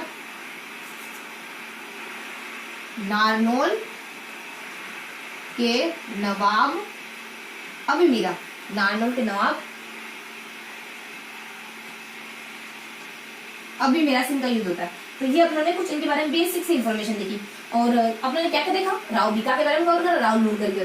राव बीका अपने पूरे लाइफ टाइम में 3 काम अच्छे करवा पाए। सबसे पहले शेखा की बेटी से शादी कर लेते, बीच में बीकानेर नगर के सामने 48 में लास्ट में कड़ी माता के मूल मंदिर का निर्माण। उसके बाद इनके बेटे, इनके छोटे भाई आते हैं लूणकर। इनका समय कम मानता है, कुछ भी तुम्हें कुछ बेचना हो 4-5 दिन तक वेट करना पड़ेगा, यानी कि 15-14 पैसे से लगा लो 15-4 तक। अब आ जाते हैं इनके भाई, जिनको अपन लूणकर के नाम से जानते हैं। लूणकर अपनी पूरी जिंदगी में 2 काम अच्छे करते हैं। एक तो अपने नागौर के व्यक्ति होते हैं मोहम्मद खां, उनको हरा देते हैं। दूसरा लूणकर झील का निर्माण करते हैं। इतने में 2 उपाधि अपने नाम कर जाते हैं। कौन सा, बिटू सुजा ग्रंथ में इनको कलयुग का कर्ण कह दिया। उसके बाद एक कर्मचंद्र कीर्ति काव्य में आता है, जिसमें खाली कर्ण से कंपेरिजन करा जाता है। लास्ट में 1526 में पानीपत नहीं रूसी का युद्ध होता है, जिसमें नारनौल के नाम अभिमन्यु से वीर गति को प्राप्त होते हैं। तो कुछ ये हल्की सी इन्फॉर्मेशन होती है इसके बारे में, यानी कि ये बेसिक सी इन्फॉर्मेशन होती है इसके बारे में, बीका के बारे में, लूणकर के बारे में। अभी क्या देखने वाले अपन, देखो अब अपन कवर करने वाले हैं लूणकर। कहाँ अपनी ट्रिक क्या थी, ट्रिक कहाँ चली गई, चलो अपने ट्रिक तो मिला दी। तो यहाँ जब अपने थोड़ा सा मूव हो गया ना,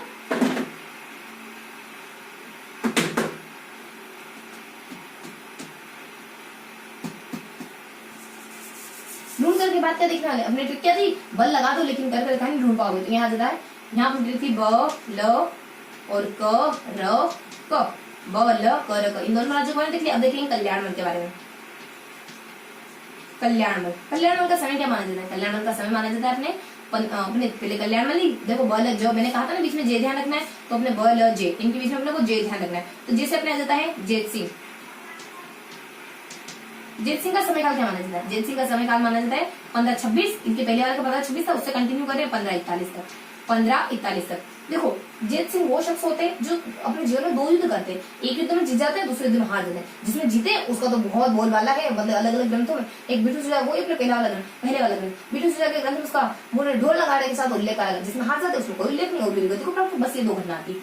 यानी यहाँ जब अपने पहला युद्ध करते हैं ये अपने कामरान, देखो एक अपने कंधार, एक काबुल के व्यक्ति होते कामरान, यानी 1534 में काबुल के व्यक्ति, काबुल के शासक कामरान, जो कि हुमायूं के बड़े भाई माने जाते हैं। काबुल के कामरान को हरा देते हैं। और फिर 1541 में जब ये लास्ट समय है ना, 1541 ये राजा को बने थे 26 अपने 34, 26 से 36 देखो 10 में 2 8, लगभग 8 साल में।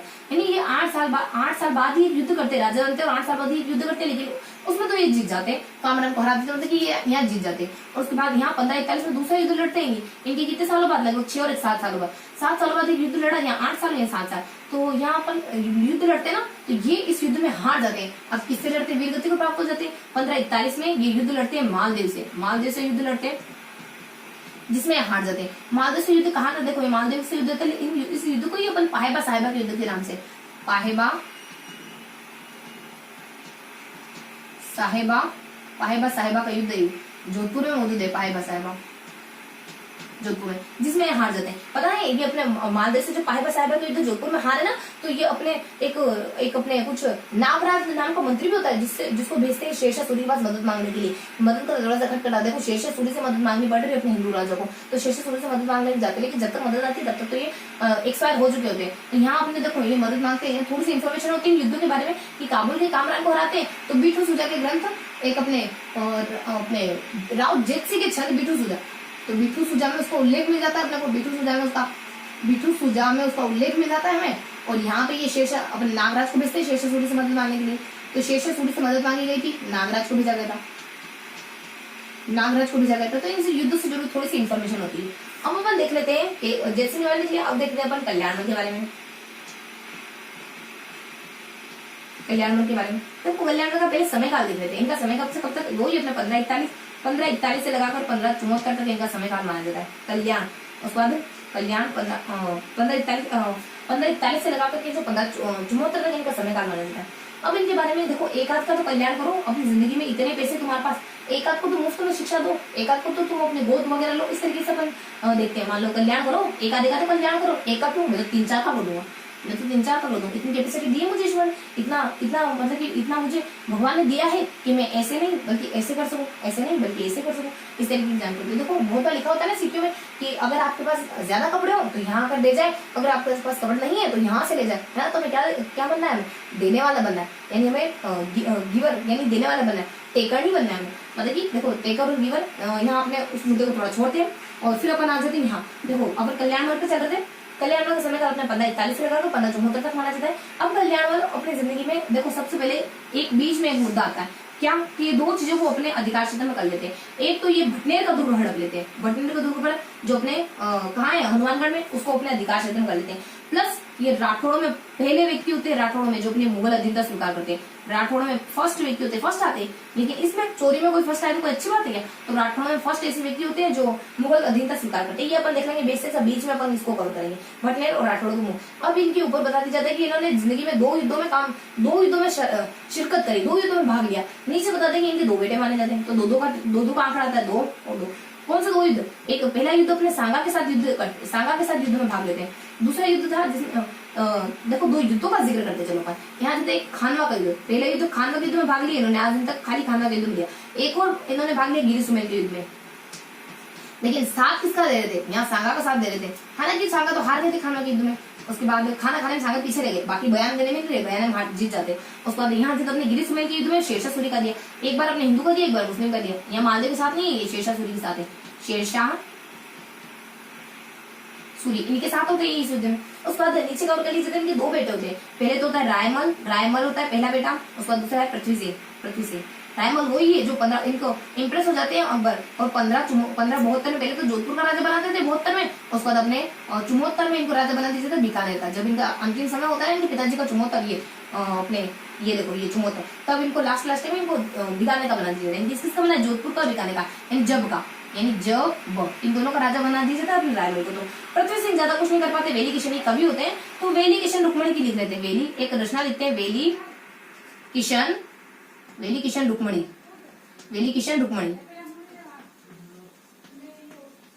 इस तरीके की रचना लिखते हैं। तो ये अपने देखा जेत सिंह के बारे में, यह जानकारी अपने कल्याणमल के बारे में क्या जानकारी, हर किसी जानकारी अपने कि जेत सिंह का समयकाल 1526 से लेकर 1541 तक माना जाता है। जीत अच्छे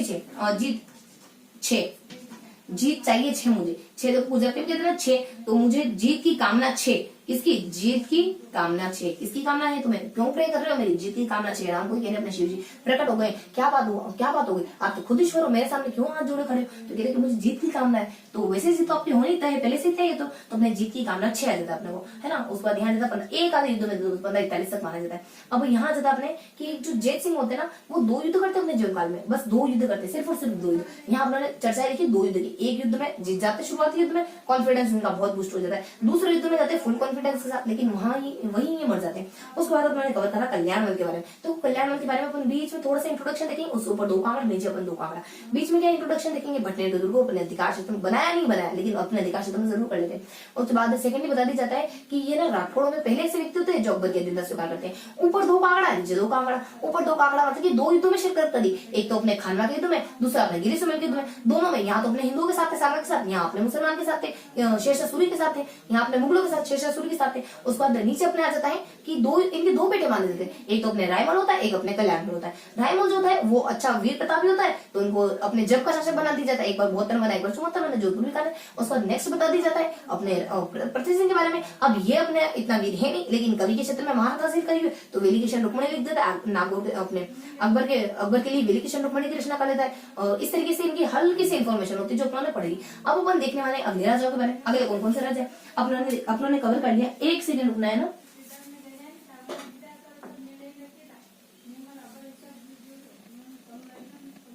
हाँ, तो अपन कहा थे जिसके बारे में जानकारी कवर कर ली, कल्याणमल के बारे में जानकारी कवर कर ली। और अब अपन देखेंगे इनके बारे में बचा अपने रस इनके जो बेटे ना वो रायमल, उनके बारे में देखेंगे, और कैसे अपने कर्ण सिंह के बारे में देखेंगे। तो अपन कवर कर लेते हैं 2 राजाओं के बारे में। यहाँ आ जाता अपने रायमल। देखो रायमल का समयकाल क्या होता है? रायमल का समयकाल इनके पिताजी का लास्ट है 74, और इनका लास्ट आ जाता अपने अपने 16-12। यहाँ जाता अपने 16-12, देखो यहाँ जाता है 16-12। क्या तुम जब मुझे 2-4 राय देते रहते हो, 2 और 4, 1-2 राय दो चलेगा, 1-2 राय दो चल जाएगा, 2, 4, 3, 4, 5, मतलब कि तुम तो हमेशा मुझे तुम रायमल हो क्या? और मैं क्या मतलब कि तुम्हारी राय सुनने के लिए आया हूँ क्या? कुछ अच्छी बातें कर लिया करो, अब हमेशा क्या राय देते रहते, रायचंद बनते रहते। मुझे तुम्हारा है ना इस तरीके का नेचर पसंद नहीं है। कोई दो फ्रेंड्स आपस में बात करें तो तुम रायचंद मत बना करो ज्यादा, एक दो राय तो चलता है लेकिन दो चार राय नहीं चलेगी। तो इससे थोड़ा सा ना कैसे कैसे हमें चीजों को ऐसा अरेंज करना है कि चीजें हमें जब भी जिक्र है ना तो हमें याद रह चीजें कि हमें दो चार एक दो राय चल जाएगी, दो चार राय नहीं चलेगी। तो अपने रायमल का समय काल क्या माना जाता है अपने, यानी 74 से लगाकर जो अपने 16-12 तक इनका शासनकाल माना जाता है। अब रायमल देखो ये अपने अकबर से इनको ना एक तो गुजरात और काबुल इन दो अभियान में भेजा, फिर अपने अकबर का दिल बाग बाग हो गया। तो बहुत समझदार लड़का, बहुत वीर लड़का, चलो इसको अपन काम देते हैं। तो ये ना काबुल, गुजरात और कंधार इन दो अभियानों में भेजा जाता है इनको, यानी कि जीके चेक करी गई, बहुत अच्छी जीके निकली। तो फिर क्या करा 1572 में इनको जो 1572 और 1574 अलग अलग और इनको किताबें पढ़ने को दी थी। यानी अपने जोधपुर का राजा बनाया इनको, फिर बीकानेर का राजा बना दिया। अब ये आ गए फुल मोटिवेशन। जब जोधपुर का बनाया ठीक ठाक था, अब बीकानेर का बना दिया, तो बीकानेर का बनाया और प्लस महाराजा अधिराज की उपाधि भी थी इस बार। तो महाराजा धीराज की सिर्फ इस बार राजा नहीं बना, महाराजा अधिराज की उपाधि हुई। अब इनका कॉन्फिडेंस लेवल चढ़ गया अपने साथ में आसमान पर। इन्होंने बहुत अच्छे से काम करवा दिए। क्या क्या करवाया इन्होंने, देखो अपने रायमल ने क्या क्या करवाया। रायमल ने जूनागढ़ दुर्ग बना दिया, यहाँ से मोटिवेशन लेकर जूनागढ़ दुर्ग का निर्माण बनाया तो बनाया लेकिन उसमें हमने कुछ प्रशस्ति भी, कुछ मूर्तियां भी लगवा दी। जयमल पत्ता की मूर्ति लगवा दी उसमें, और भी काम करा दिया उस दुर्ग में। जयमल पत्ता की मूर्ति लगा, इतना काफी नहीं था, उन्होंने फिर एक प्रशस्ति भी बनवा दी वहां पे, रायमल प्रशस्ति। तो अपने रायमल प्रशस्ति का निर्माण कर दिया। और जब अकाल पड़ा ना तब भी पीछे नहीं हटे, बहुत सारे पैसे दिए अकाल के समय। तो अपनी देवी इनसे प्रसन्न हो गई, कहा कि अच्छा आज से तू राजपुताने का कर्ण कहलाएगा। तो इनको राजपुताने के कर्ण के नाम से जाना, इतनी मदद करी राजपुताने का कर्ण इनको कहते हैं। तो ये बेसिक इन्फॉर्मेशन होती है अपने रायमल के बारे में। अब अपन देख लेते हैं लास्ट में कर्ण सिंह के बारे में। देखो रायमल के बारे में कवर कर लिया, अब कर्ण सिंह के बारे में अपन यही थोड़ा देख लेते हैं। कर्ण सिंह के बारे में देखो, कर्ण सिंह के बारे में क्या है। कर्ण सिंह का समय काल क्या माना जाता है, सबसे पहले तो अपने 1631 से लगा करके 1638 तक। अरे तुम्हारे इधर वाला कान कहाँ गया, एक ही कान है तुम्हारे पास, तो यही कान है तुम्हारा। इतने वाला कान कहाँ गया, 8 यानी 16, 1 से लगा करके 31, यानी तुम्हारा तो एक ही कान है। एक और कान कहाँ गया तुम्हारा, काट दिया किसी ने, चुगलीखोर क्या अपने तुम वो कहते हैं ना कि कानों से हमें अच्छी बातें सुननी चाहिए। वो कुछ अपने संस्कृत में श्लोक आता है ना कि अगर बोलना हो तो ऐसे वचन बोलो, सुनना हो तो शास्त्र वगैरह सुनो। तो आप शास्त्र नहीं सुन रहे थे ना, तो आपकी माँ ने कैसे आपका कान काट दिया। तो आपका दोस्त पूछ रहा है कि इधर वाला कान तो इधर वाला कान कहाँ गया। तो अपने एक कान ही तुम्हारे पास, इत्थे वाला कान किधर गया। इस तरीके की अपनी इन्फॉर्मेशन है ना, थोड़ा ट्रिकी तरीके से ध्यान रखेंगे। भले देखो ट्रिक हम क्या, देखो हमारा माइंड कैसे काम करता है कि खाली 2 सम याद रखने के लिए हम इतना पूरा वाक्य याद रखेंगे, लेकिन माइंड ऐसे ही काम करता है। माइंड इंटरेस्टिंग चीज चाहे इतनी सारी हो, आप मूवी देखते हो 3 घंटे देख लेते हो, पता चलता है 3 घंटे हमने कुछ काम करा है, 3 घंटे बैठकर हमने काम करा, पता चला। पढ़ने बैठते हो 30 मिनट में बैठ पाते हो। माइंड ऐसे काम नहीं करता है कि 30 मिनट 3 घंटे। माइंड ऐसे काम करता है कि जो आपको इंटरेस्टिंग लगेगा ना, चाहे कितना हो एक्सेप्ट कर लेगा, जो आपको बुरा लगता हो चाहे इतना हो एक्सेप्ट नहीं करेगा। इस तरीके से माइंड वर्क करता है अपना। तो अपने कर्ण सिंह के बारे में जाता है। तो यहाँ आपने 31 से लगाकर 38 तक इनका शासनकाल माना जाता है कर्ण सिंह का। कर्ण सिंह के जीवन के बारे में सिर्फ और सिर्फ 3 घटनाएं पढ़ होती है। पहला, कर्ण सिंह मतीरे की राड़ का राजा है, मतीरे की राड़ वाला राजा, यानी अपने मतीरे की राड़, ये इनकी जीवन की एक घटना महत्वपूर्ण है। दूसरा, इनकी स्वार्थता, यानी औरंगजेब के साथ चले जाते हैं, औरंगजेब का साथ देते, औरंगजेब का साथ देते जब उत्तराधिकारी युद्ध होता है। बहुत स्वार्थी होते हैं, पहले तो पलड़ा भारी देखते हैं ना औरंगजेब का, तब जाते हैं, उससे पहले नहीं जाते। देखते हैं हाँ जितने वाला, चलो इसके साथ चलो, अपने भी थोड़ी ख्याति हो जाएगी कि हाँ हमने सही व्यक्ति का साथ दिया और थोड़ा औरंगजेब से फायदा अलग मिल जाएगा। तो लास्ट में बस ये करते हैं। और शायद इसी नेचर को देखकर इनको जालंधर का बादशाह भी कहा जाता है। और लास्ट में कुछ साहित्यिक, इनका है ना थोड़ा सा साहित्यिक पहलू भी होता है, इनके व्यक्तित्व में कुछ साहित्यिक पहलू भी शामिल होता है, इस वजह से कुछ रचना करते हैं। फिर इनकी रचना आती है, इनके द्वारा लिखी जाती है कल्पद्रुम। तो फिर इनके द्वारा कुछ रचनाएं आती, इनकी रचना आ जाती है। तो इस तरीके का जिक्र होता है। तो पहले इनकी जीवन की घटना मतीरे की राड़ होती है। तो मतीरे की राड़ के लिए देखो नागौर, देखो यहाँ जब अपन थोड़ा सा इसको डिटेल से देख लेते हैं कि ये एक नागौर के एक व्यक्ति होते हैं अमर सिंह, उनसे युद्ध करते हैं जाखड़िया गांव के लिए। तो वही मतीरे की राड़ का नाम से जाना गया। तो अपने यहाँ जाता है कि नागौर के अमर सिंह से युद्ध कराया इन्होंने जाखड़िया गांव के लिए। नागौर के अमर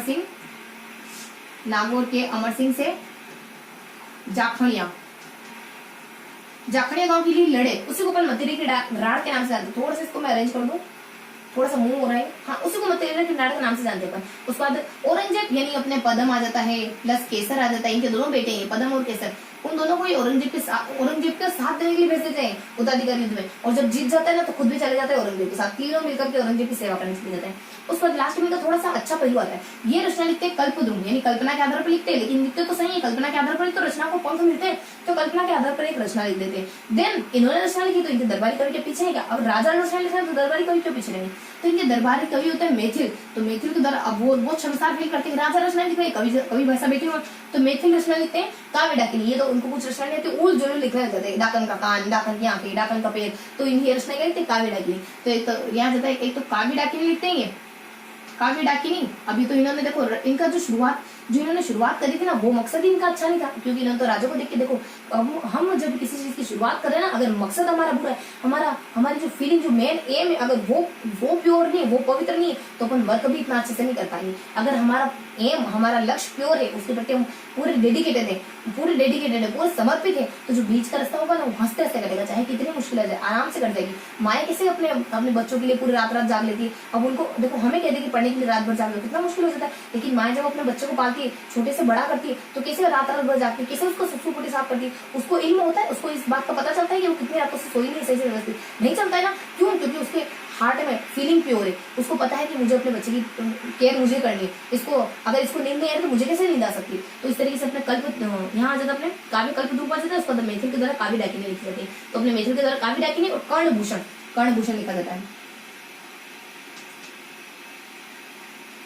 कर्णभूषण लिखा जाता है। तो इस तरीके से बेसिक इन्फॉर्मेशन होती है कर्ण सिंह के बारे में। इनके जीवन की 3 घटनाएं, मतेरे की राड़ की घटना, औरंगजेब की घटना, और लास्ट में इनके साहित्यिक पहलू होता है। मतेरे की राड़ एक छोटा सा गांव है जाखड़े गांव, तो अमर सिंह के राज्य से झड़प कर लेते इतने समय, और औरंगजेब के साथ स्वार्थी व्यवहार दिखाते, जिसे औरंगजेब का ब्लड थोड़ा सा हेवी दिखा, खुद इनके दोनों बेटे पदम, केसर और खुद ये सब औरंगजेब के साथ चले जाते हैं। उसके बाद लास्ट में इनका थोड़ा सा अच्छा पहलू, इनके जीवन का थोड़ा सा अच्छा पहलू ये है कि इनके द्वारा कल्पद्रुम रचना लिखी गई, फिर अपने मैथिल की रचना लिखते हैं, मैथिल के द्वारा काव्य डाकिनी और काव्य डाकिनी और कर्णभूषण 2 रचना लिखी जाती है। तो ये दोनों ये कुछ इन्फॉर्मेशन होती है रायमल के बारे में और कर्ण सिंह के बारे में। थोड़ा सा रिकेप करते हैं, क्या देखा आपने इन दोनों के बारे में।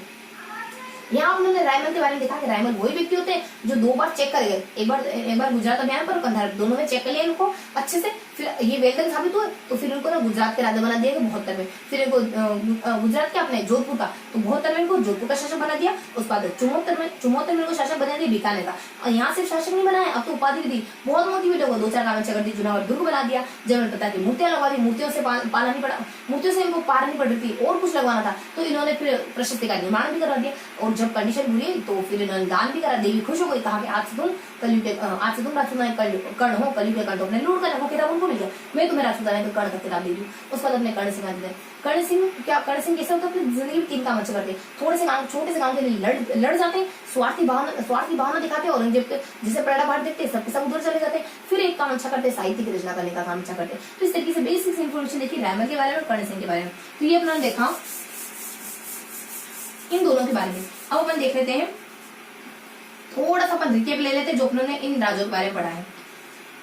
देखो, तो अपने किन राजों के बारे में पढ़ा, अपने पढ़ा बीका के बारे में, अपने पढ़ा लूणकरण के बारे में, अपने पढ़ा जेत सिंह के बारे में, फिर पढ़ा कल्याणमल के बारे में, फिर राय सिंह के बारे में, फिर कर्ण सिंह के बारे में। तो इनके बारे में अपने थोड़ा सा इन्फॉर्मेशन ली। देखो, अपने बीका कौन होते हैं, बीका तो वो व्यक्ति होते हैं जो अपना सिर्फ 3 काम जिंदगी में अच्छे कर पाए। पहला काम कर पाए, अपने शादी कर लेते शेखा की बेटी से। दूसरा काम कर पाए कड़ी माता के मंदिर, यानी अपने माता जी फिर पत्नी जी ने बीच में बीकानेर आ जाता है, तो अपने बीकानेर नगरी की स्थापना और अपने शादी कर लेते हैं, फिर लास्ट में कड़ी माता के मंदिर का बस खत्म हो जाता है। लूणकरण खाली 2 काम अच्छा कर पाए, यानी 2 काम अच्छा कर पाए, लेकिन 2 उपाधियां अपने नाम कर गए और लास्ट में मर जाते हैं। 2 काम अच्छे क्या कर जाते हैं, लूणकरण जिनका निर्माण करवा लेते हैं, दूसरा अपने नागों के एक राजा थे उसको मार दिया उन्होंने, और फिर अपने 2 उपाधियां, एक तो अपने पहले तो कह देते हैं इनको कलयुग का कर्ण, दूसरे में सिर्फ कंपेयर करते हैं बस इतना, और फिर अपने अभिमन्यु से लड़ते मार देते हैं, इस तरीके से मर गई। उसमें जेत सिंह आ जाता है। जेत सिंह वो व्यक्ति होते हैं जिंदगी में आए, 2 युद्ध करे, एक में जीते, एक में हारे और चल गए। तो अपने पहला युद्ध करते हैं अपने कामरान को हरा देते हैं, अपने हुमायूं का भाई होता है कामरान को हरा देते हैं। दूसरा होता है अपने मालदेव से होता है, मालदेव से हार जाते हैं। हालांकि इन्होंने अपने मंत्री को भी भेजा था मदद लेने के लिए, तो लेकिन मंत्री मदद नहीं कर पाता, मंत्री टाइम से मदद लेके नहीं आया शेरशाह शुरू से, तो वही अपने शहादत हो जाती है। उसको अपने कैसे अपने कल्याण सिंह होते हैं अपने बीच में अपने सेंटर में एक लाइन भेजी थी बड़ी सी, देखा था, भटनेर को हड़प लेते हैं। राठौड़ों में पहले राजा होते हैं जो अकबर की अधीनता करते हैं, ऊपर दो कांकड़ा, 2 यानी कि ये 2 अभी तक इन्होंने 2 युद्धों में शिरकत करी थी। एक तो अपने खानवा के युद्ध में, दूसरे अपने गिरी सुमेर युद्ध में। हालांकि युद्ध में ये अपने सांगा की तरफ से भाग लेते हैं, लेकिन सांगा फिर भी जीत नहीं पाए। उसके बाद फिर अपने दूसरे गिरिसमेल में ये शेषासुर एक तरफ हिंदू एक तरफ मुस्लिम। नीचे दो घटनाएं और होती। नीचे दो घटनाएं क्या हुई कि इनके दो बेटे हो गए। दो बेटे अपने पृथ्वी और रायमल। रायमल जो थे बहुत अच्छे शासक माने जाते हैं, इस वजह से इनकी बहुत ख्याति होती है। तो अकबर इनसे प्रसन्न हो जाते हैं। 72 में गुजरात का और फिर अपने 74 बीकानेर का राजा बनाते, प्लस उपाधि भी देते। उनके बारे में भी देखेंगे अपन। उसके बाद यहाँ से अपने इनके दूसरे बेटे अपने पृथ्वी सिंह चलो इतने वीर नहीं है, लेकिन कवि के क्षेत्र में बहुत अच्छे होते हैं, तो मेडिकेशन रूप में लिख देते हैं। तो ये दूसरी घटना, तो ये सारी दो घटनाएं कवर हुई। उसके बाद अपन रस रायमल के बारे में देखते हैं। रायमल वही अभी जिक्र पढ़ के आएंगे पिताजी के साथ में का। तो रायमल वो राजा होते हैं, पहले चेक करा गया गुजरात और कंधार में ठीक ठाक निकले, तो 72 में जोधपुर का और 74 में बीकानेर का, प्लस जो महाराजा उपाधि मोटिवेट हो गए, 3-4 काम अच्छे कर गए। देवी ने कहा कि तुम राजपूत आने के कारण, क्योंकि अपने अकाल में मदद भी करी। बस ये उसको कर्ण सिंह वो होते हैं।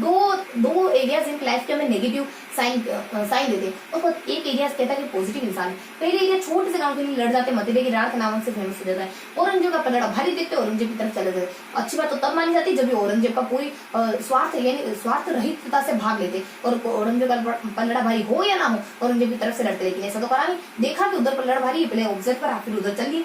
फिर लास्ट में बता देते हैं कि जीवन की अच्छी घटना है, साहित्यिक पहलू भी था इनके लाइफ का। ये काव्य डाकिनी इनके द्वारा कल्पद्रुम लिखी जाती। काव्य डाकिनी तो इनका जो कवि होता है वो लिखता है। काव्य डाकिनी में कर्णभूषण डाकन का कान लिखता है इनका कवि मैथिली। तो इस तरीके से हम लोगों ने पूरे बीकानेर के शासकों के बारे में पढ़ लिया। अब अपन थोड़ा सा हल्का सा रिकेप लेंगे जो भी हमने आज कवर करा है। तो अब अपन थोड़ी सी हल्की सी जानकारी लेते हैं आज के सेशन के बारे में। हाँ, सबसे पहले मैं थोड़ा सा इन्फॉर्म कर दूं कि कल अपनों ने जो इससे पहले का सेशन लिया था ना, उसमें हमने देखा था कि जो राजपूत है उनकी उत्पत्ति अलग अलग व्यक्तियों से अलग अलग मतों के अनुसार देखी। अग्निकुल से देखी, उसका विदेशियों से देखी, और लास्ट में हमने आकर के ब्राह्मणों से देखी। यानी सबसे पहले आर्यों से कवर करा, उसके बाद हमने अग्निकुल से कवर करा, उसके बाद हमने ब्राह्मणों से कवर करा तीसरा पोर्शन, और लास्ट में हमने विदेशियों से देखी। तो जो ब्राह्मण वाला पोर्शन था ना, उसमें 3 राजाओं को जिक्र करा था हमने कि 3 व्यक्ति हैं जो ब्राह्मण से उत्पत्ति मानते हैं। वो 3 व्यक्ति कौन कौन थे अपने यहाँ हमने 3 व्यक्तियों को जिक्र करा था। और बके यानी कुछ बके डी करके देखा था हमने। बी से हमने भंडारक देखा था, कैसे हमने कुंभा देखा था, और उसका ब के और जी, बके जी यानी बको जी, सॉरी बको जी। आप किसी पतिदेव जी को कह रहे थे कि बको जी, तो कल अपने देखा था बके जी। तो बके जी में जो अपने यहाँ गोपी किशन या फिर अपने गौरी शंकर हीराचंद ओझा, इसमें देखो थोड़ा सा डाउट हो रहा था, कंफ्यूजन हो रहा था कि गोपी किशन है या गौरी शंकर हीराचंद ओझा है। तो देखो कल मैंने कहा था कि 80% चांस है कि गोपीनाथ ही होगा। तो देखो वो गोपीनाथ ही अपना करेक्शन कर लेना। करेक्शन क्या करना है कि गोपीनाथ ही, देखो अपना 80% था, तो 80% वाला जो 80% के चांस जो ऑप्शन देख रहे थे ना अपन, ये गोपीनाथ था, गौरी किशन हीराचंद ओझा था, तो अपने गोपीनाथ वाला मुद्दा सही निकलता है। यानी अपने यहाँ पे जो व्यक्ति है वो गोपीनाथ ही साबित होते हैं, गोपीनाथ। तो कल अपना ये गोपीनाथ लिखना गलत नहीं है, गोपीनाथ अपना गोपीनाथ ही है। कल भी गोपीनाथ ही लिखा था, आज भी गोपीनाथ ही बता रहे हैं, गौरी शंकर हीराचंद ओझा नहीं है। ध्यान रखना है। इसकी ट्रिक क्या थी, बको जी बक दो मुझे। अब आप वो तो डांट के गए हैं, तुम भी थोड़ा बक दो, तो अपने बको जी, ये अपने ट्रिक ध्यान रखना है ना। तो अब थोड़ा सा रिकेप ले लेते हैं, ये अपना कल का मुद्दा हो गया। अब थोड़ा सा रिकेप ले लेते हैं राठौड़ की उत्पत्ति के बारे में और जोधपुर के राठौड़ के बारे में, और फिर अपन बीकानेर के राठौड़ में थोड़ा सा हल्का सा रिकेप देखेंगे। तो यहाँ के देखा अपने, यहाँ सबसे पहले अपने राठौड़ में कुछ 5-6 मत देखे और इनके आदि पुरुष के बारे में बताइए। 5-6 मत देखे, वो किस ट्रिक से देखे अपने, ट्रिकी तरीके से देखे कि विजय दो और काम नक्की करो। अपने राम अपने शिव से प्रार्थना करके आप मुझे विजय दे दो, काम नक्की करो, युद्ध को खत्म करो, हम भी थक चुके हैं। बस इस ट्रिक से अपने सारे राजा कवर हो जाएंगे। कौन कौन से उन्होंने किन किन से उत्पत्ति बताई वो भी साथ ही क्लियर हो जाएगा। उसको जोधपुर के राठौड़ के बारे में क्या देखा, जोधपुर के राठौड़ में 7 राजाओं को जिक्र पड़ा और बीकानेर के राठौड़ में 6 राजाओं को जिक्र पड़ा। इसको ट्रिकी तरीके से देखा। इसकी ट्रिक क्या जाती, इसकी ट्रिक क्या जाती अपने, इसकी ट्रिक देखी थी उन्होंने जोधपुर के राजाओं की ट्रिक क्या थी, कार्य करो यहाँ से अपने करो जम करके चाहे कुछ करो जम करके चाहे कुछ करो, चाहे आप एक्सेट्रा आप अपनी जिंदगी में कुछ काम करो, लेकिन वो काम आप जम करके करो, अपना 100% दो, अपनी फुल पोटेंशियल दो, तो वो काम सही साबित होगा। देखो आप कुछ फील्ड चुनते हो, आप कोई भी काम चुनते हो, तो वो काम अच्छा है या बुरा है ये मैटर नहीं करता है। ये वैसे मैटरेबल होता भी नहीं है। आपकी एफर्ट, आपके प्रयास उसको बनाते हैं कि वो काम आपने सही चुना है गलत चुना। आपका कोई भी डिसीजन तब सही या गलत नहीं होता है जब आप अल्टीमेटली कह देते हो कि ये बात मैंने शायद ये डिसीजन मैंने गलत ले लिया। ऐसा नहीं होता है। आपका उस पर काम करना उस डिसीजन को सही या गलत बनाता है। आप होल हार्टली काम करो, वो डिसीजन सही साबित हो जाएगा।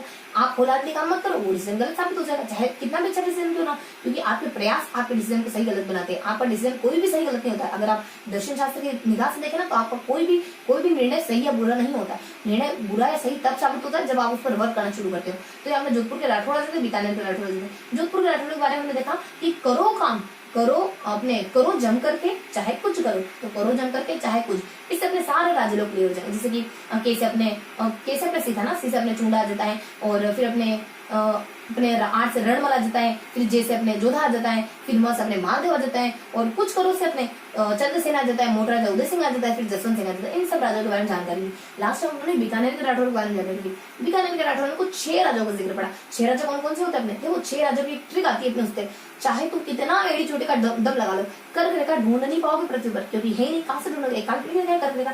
जिक्र आया था किताब में कर्क रेखा, चलिए भाई साहब कर्क रेखा ढूंढने, आज तो कर्क रेखा ढूंढ के रहेंगे, आज काय में कर्क रेखा ढूंढना, आज का क्या आप सालों साल कर्क रेखा ढूंढ नहीं मिलने वाली। तो बीकानेर के राठौड़ के, तो कर उसका अपने बल, उसका तरक बस अपने बी का है, उसका ल से लूण करे, उसका अपने जे छूट गया तो बीच में, तो अपने जे लिखा था यहाँ पे, तो जिस अपने जय सिंह। अब देखना है करक, क से अपने कल्याण है, रस अपने रायमल इनके बेटे, उसके बाद अपने क से कर्ण सिंह थे। तो इस तरीके से अपना 6 राजाओं का जिक्र पड़ा। तो ये था अपना आज का पूरा सेशन। और इस तरीके से इस पूरे सेशन में हमने जोधपुर की उत्पत्ति, राठौड़ की उत्पत्ति के बारे में, जोधपुर के राठौड़ के बारे में, बीकानेर के राठौड़ के बारे में पढ़ा है। तो फिर मिलेंगे ऐसे ही किसी अगले सेशन में, तब तक के लिए जय हिंद।